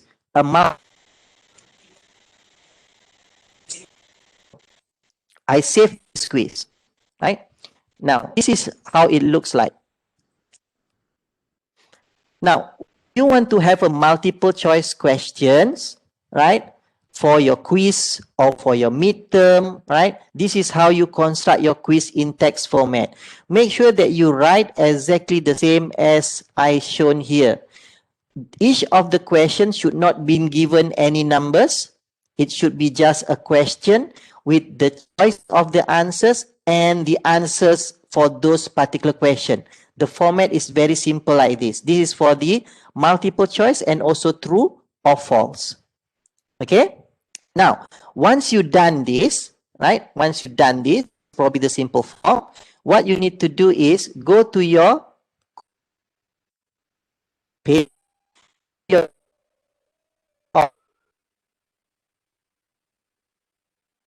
have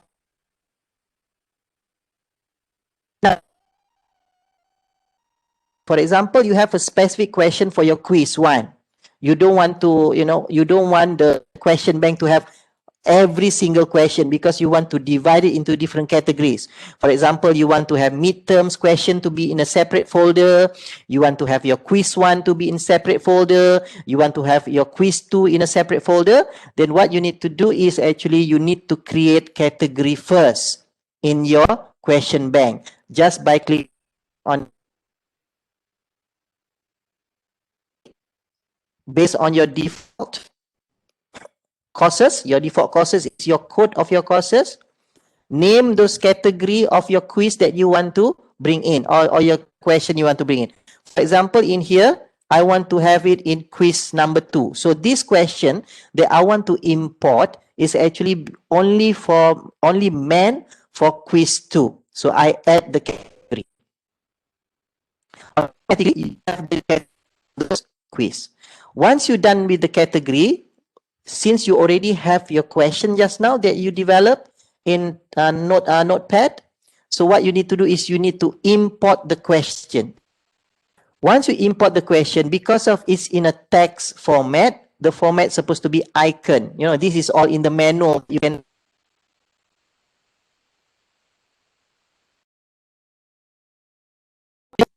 now where actually you want to import your courses, right? We already create a category just now. So your category is quiz 2. That's the folder that we created, right? Now choose the file, or you can drag your file you have. This one, open it, upload it, and import. So basically, all these quiz will be imported in folder quiz 2 category, and you need to continue. 11 questions in quiz 2. Now, let's say at any time, each of these quizzes probably, you know, there's a error of the spelling, or probably you want to edit. What you can do is you can go to edit, and you can edit the question, or you can preview the question. Let's say you want to preview it like this, and if you are happy with it, then it should be okay. And if you want to edit, then you edit the question.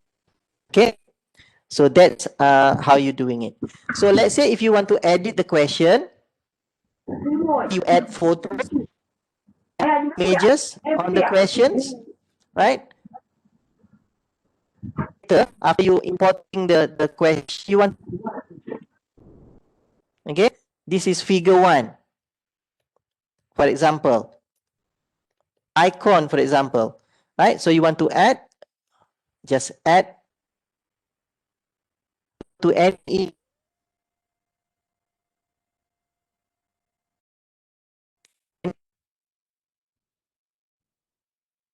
Yeah, I have an image here.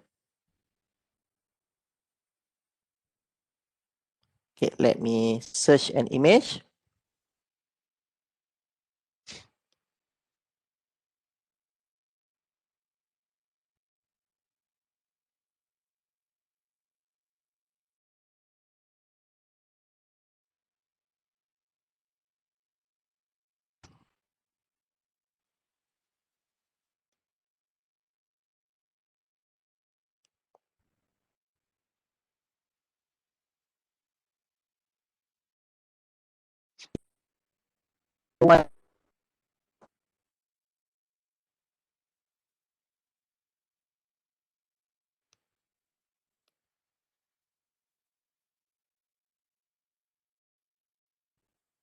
Back to your courses.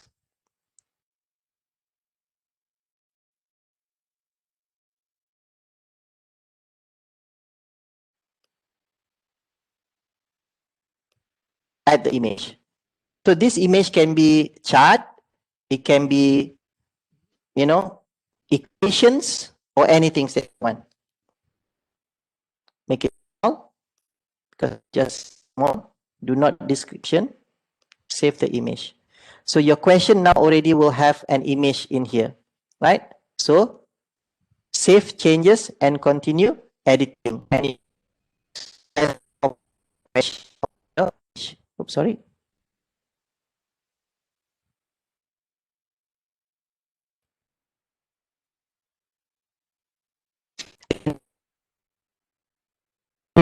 That you are already updating your text.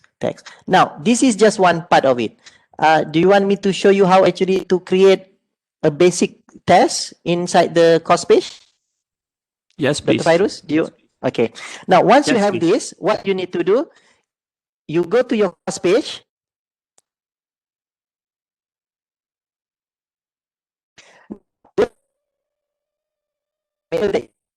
On, right? Don't forget that. Turn your editing on.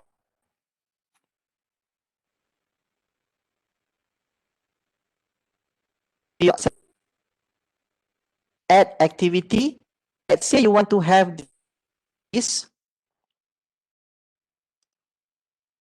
at your quiz. Let's say this is quiz number 2.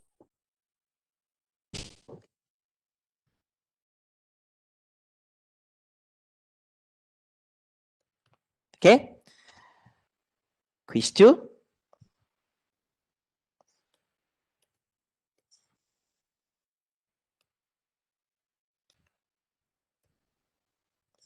Questions, for example. Set the timing of your quiz. You need to enable that. Display description on the course page. Let's say the quiz is going to be today, or the quiz is going to be on 15, and set the date of the quiz. Usually I will do my quiz at night, so it's up to you when you want to do your quiz. It can be any time. So because it's just a quiz, so I'm giving them a very short period of time, which is from 21 to 21. It's only 11 questions, so I give them around 20 minutes to finish the questions. Okay. Then you look at the grade, right? How you're going to categorize the grade? You can use the grade pass, or you can leave it blank, no problem, because it will be auto-generated. Attempt allowed. How many times actually you want your student to be able to do an attempt?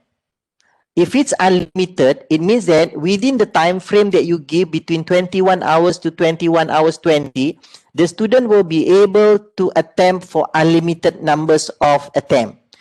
If you want to give them a single attempt, then you allow them single attempt. If you give them more than one attempt, which is more than one attempt, how are you going to grade the student? Are you going to grade them using the highest grade among the 2 attempts? Are you going to calculate the average between 2 attempts? Or are you going to take only the first attempt still? Or are you going to take the last attempt? So this is the option if you're giving them more than a single attempt. Let's say if you give them more than one attempt, and the grade that is being counted is only the highest grade, then you select the highest grade. For the layout of the question, there's a lot of option here. I always use one question, one page. It means that every question, every page, you can have one page, 2 questions. So the student will have 2 questions in one page, or you can have every question, every single page, and you can have multiple on that.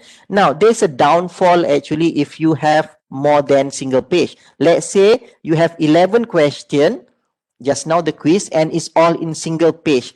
If anything happened to you learn, then all the marks will be uncountable, right?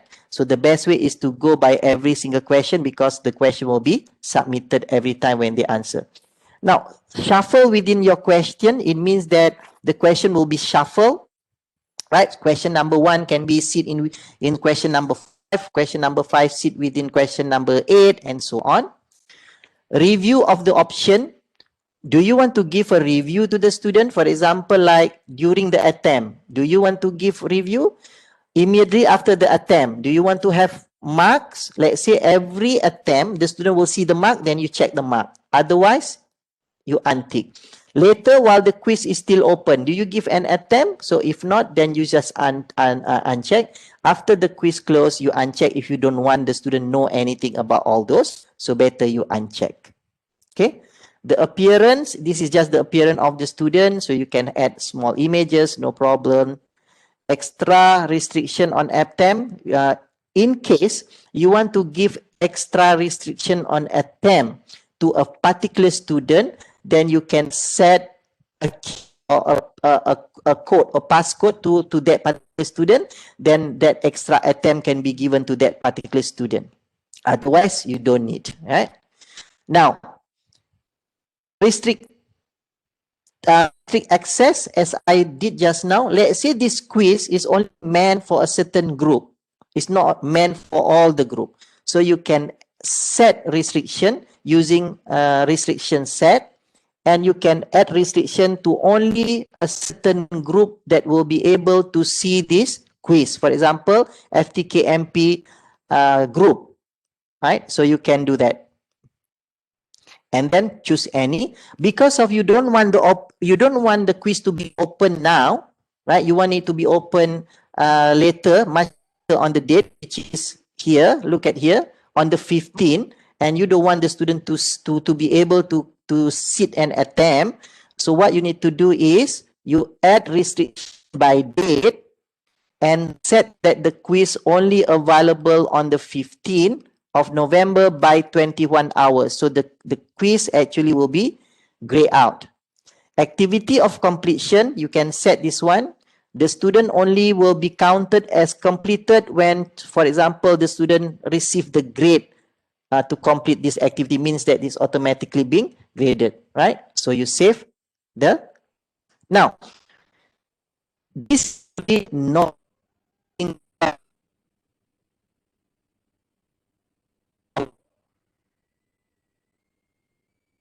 actually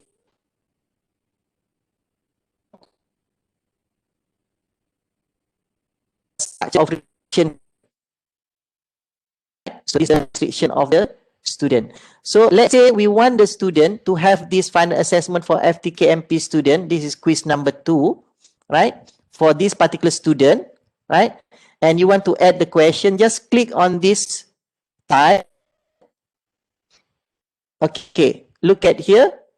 It tells you that the quiz will be available in 5 days, right? More quiz inside.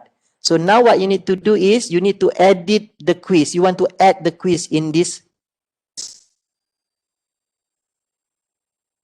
When you want to add the question, you have an option of how you want the question need to be. It need to be shuffled again.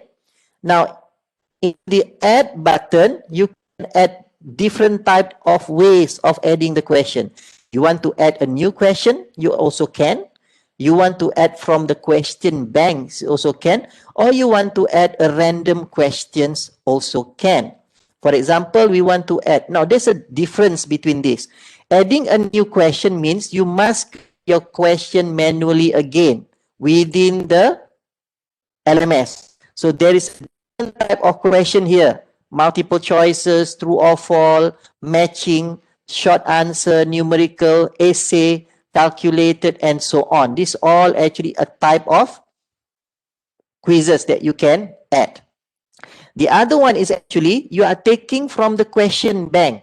So when you are taking your question from the question bank, you have a lot of question banks that you have here. So for example, like from quiz 2. So all this question is from quiz 2 category, and you can add the quiz. All these quiz can be added in. Right? This is if you're taking from the question bank. If you want to take the question randomly, a random question within the quiz 2. Quiz 2 tadi just now you have 11 quiz.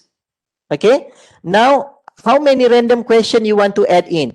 For example, you want to have 5 random question. So 1, 2, 3, 4, 5 question, and you can add a random question in the 11 questions that you have from quiz 2. Right? So that's how you embedding in. Okay? Now, I want to add just using a question bank because of I want all the question to be embedded in. I'm taking it from quiz number 2, which is all the 11 question. Okay, and I just add selected. This is all that you have. Save, and you done. Okay, go back to your course page.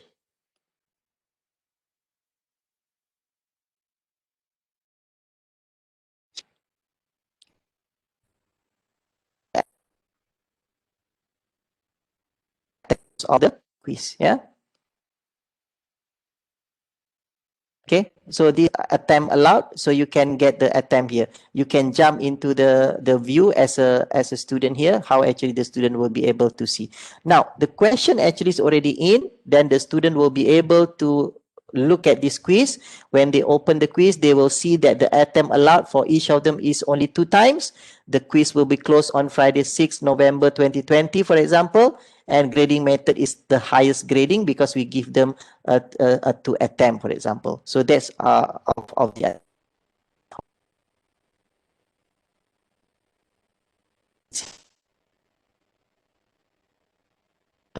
So this is Okay, I think yeah. yeah. Boleh itu sampai situ. Alright. More? Any other Okay. question? I think that is all the questions inside the chat section. Now I open maybe for one or two more questions from the live or live participants. So if you have any questions, you can unmute your microphone and please go ahead and ask.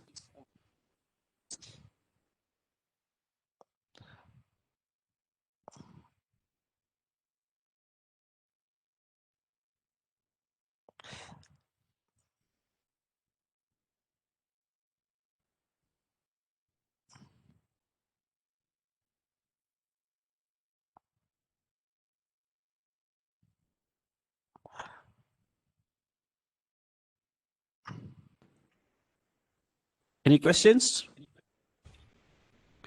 Before I forget, please fill in your attendance form inside the chat section. So I've included a link to your attendance form. So please do remember to fill in. Okay. Just make sure once we have this, make sure that actually each section must be filled in. Each tile must be filled in, because we don't want nanti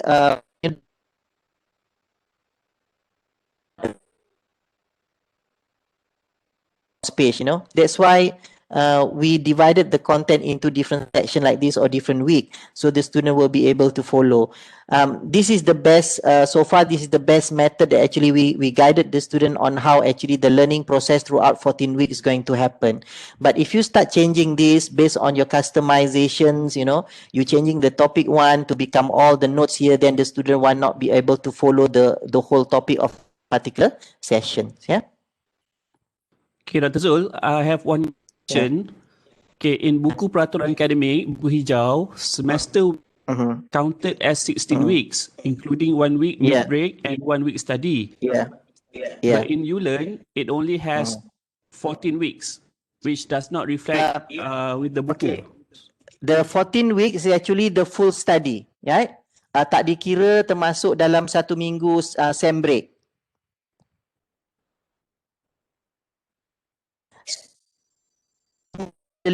Kalau kita tengok, if you look at it actually, the total of study week is actually the total the total learning is actually 14 weeks.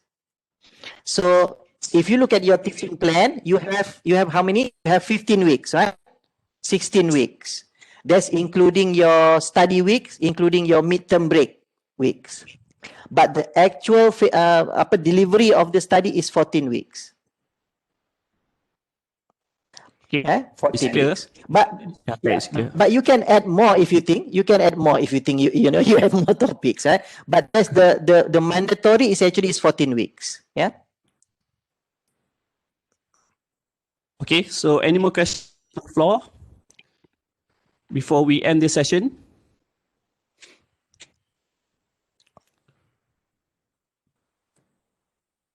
Okay, so if we don't have any questions, Ada soalan ni. Did university or faculty require us to provide report on ULearn usage for each class? Okay. Kejap saya lupa. Actually I have okay, let me show you a report that actually done by the ketua bahagian today. This is actually we taking this from, let me share. Can I share the file? Check on.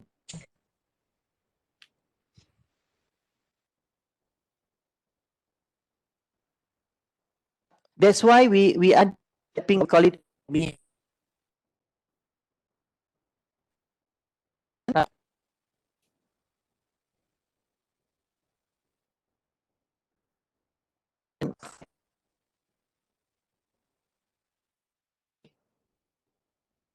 going to count, going to count what does it mean by meeting the minimum requirement, meeting the minimum requirement.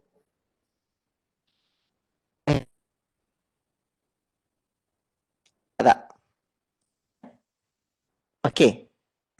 This is actually as per request NC and also TNCA. Our target expect is actually on the implementation of percentage ni actually based on element that actually being uploaded.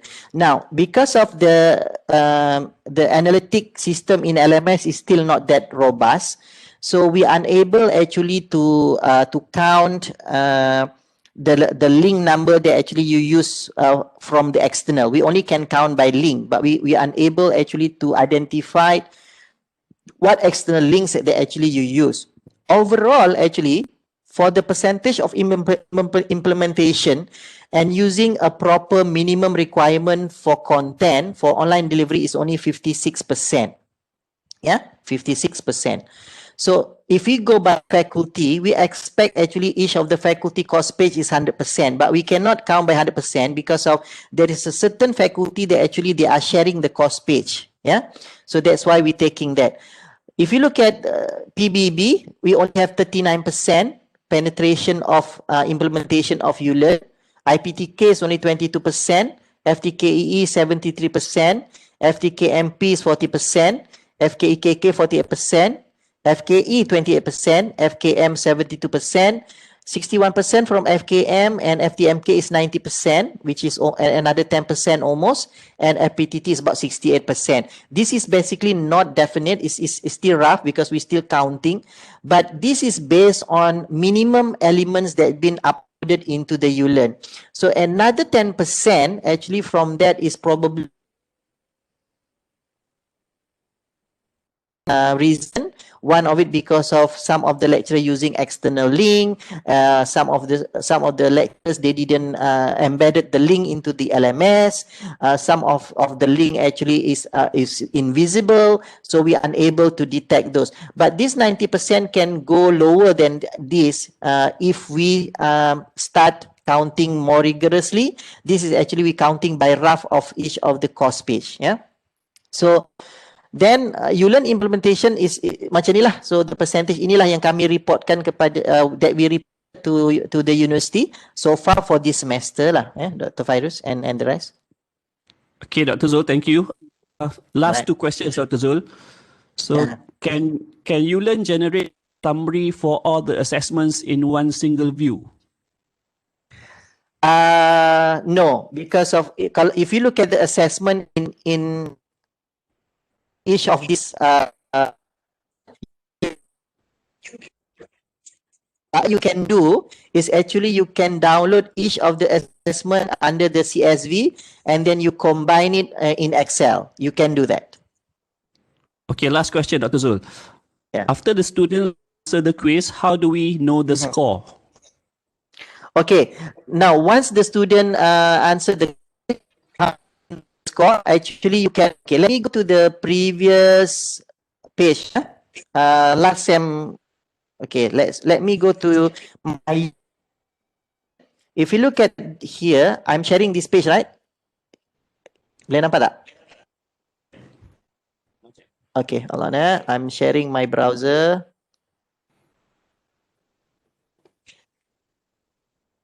Okay.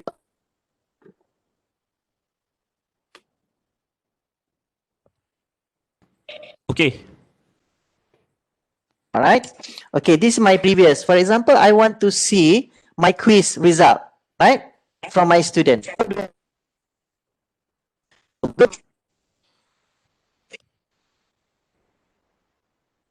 Same, and you can download it as CSV where you can open it in your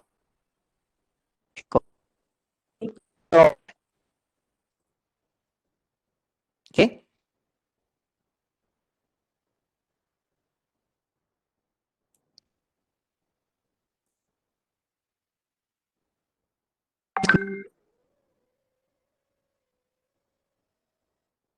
So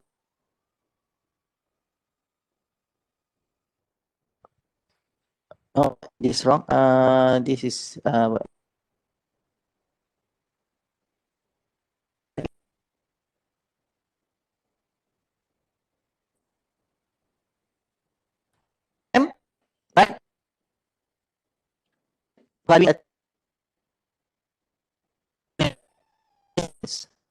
Right. whether it's right, whether it's for each of student. For example, like this student, question number 1 is correct with the marks and everything. Now, if you want to download this result, right, and you want to be able to read it on Excel, you just click down. Okay, just like that. So let's open it in Excel. Okay, let me show you how it looks like in Excel.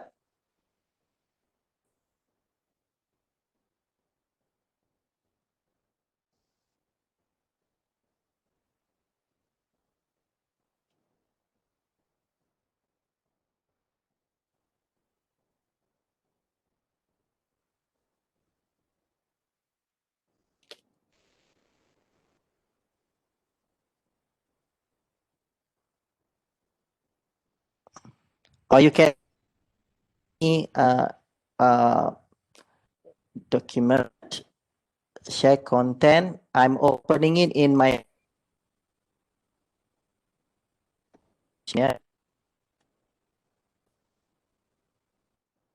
my sheet. Did you see my sheet? Nampak? Boleh nampak tak my sheet? Boleh, boleh. Okay. So with the student name, you have the ID. You can hide whatever yang tak penting lah. You hide and after that you will have the total marks. This is the total marks here.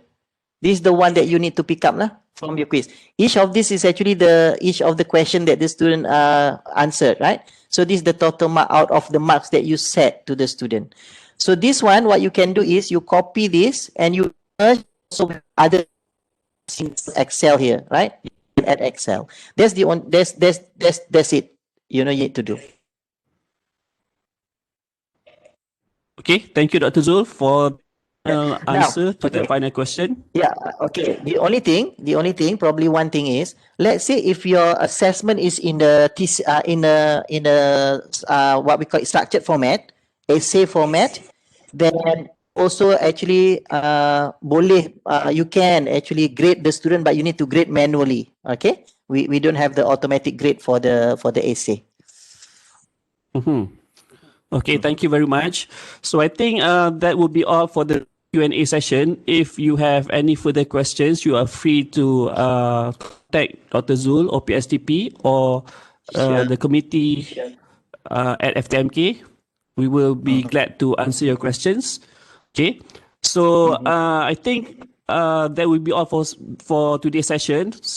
Summary, I would like to make a summarization of what Dr. Zulisman has presented. First, he has explained the need to change the current UI to better accommodate current requirements of online learning. He has explained the use of blended, so blended has been disabled. So he has explained each sections like assessments, books and resources, and etc. He explained the use of functionalities like groups, external apps like Padlet. He also has issues on proper instructional design. So maybe we can invite further Dr. Zul to have a special session on proper ID, maybe. And then also, he has also explained and given us how to accompany notes for the PowerPoints, the need to accommodate different types of resources for different types of learners, the use of external tools, Microsoft Teams and Google Meets. So if we like to use this type of tools, so we must link that session inside the particular topic, and the use of the progress bar. And also, it's not compulsory to have synchronous learning. So we need the student. Okay, so if the student have different difficulty in accessing our content, then it's better for us to have async learning. And then last but not least, the minimum requirements for our ULearn content. We must have our learning outcomes, we must have our notes, our PowerPoint slides, and maybe other resources. And we also must have our activities to capture student understanding and also an added feedback or discussion. So I think that is basically a summarization of what has been covered today. So I think on behalf of the organizing committee, I would like to say a big thank you to Dr. Zulisman for sharing his knowledge with all of us. hopefully we can use some of knowledge learned today in our teaching and learning and for the whole of this semester. Thank you again. So to close off, let us recite Tasbih Kifarah and Surah Al-As.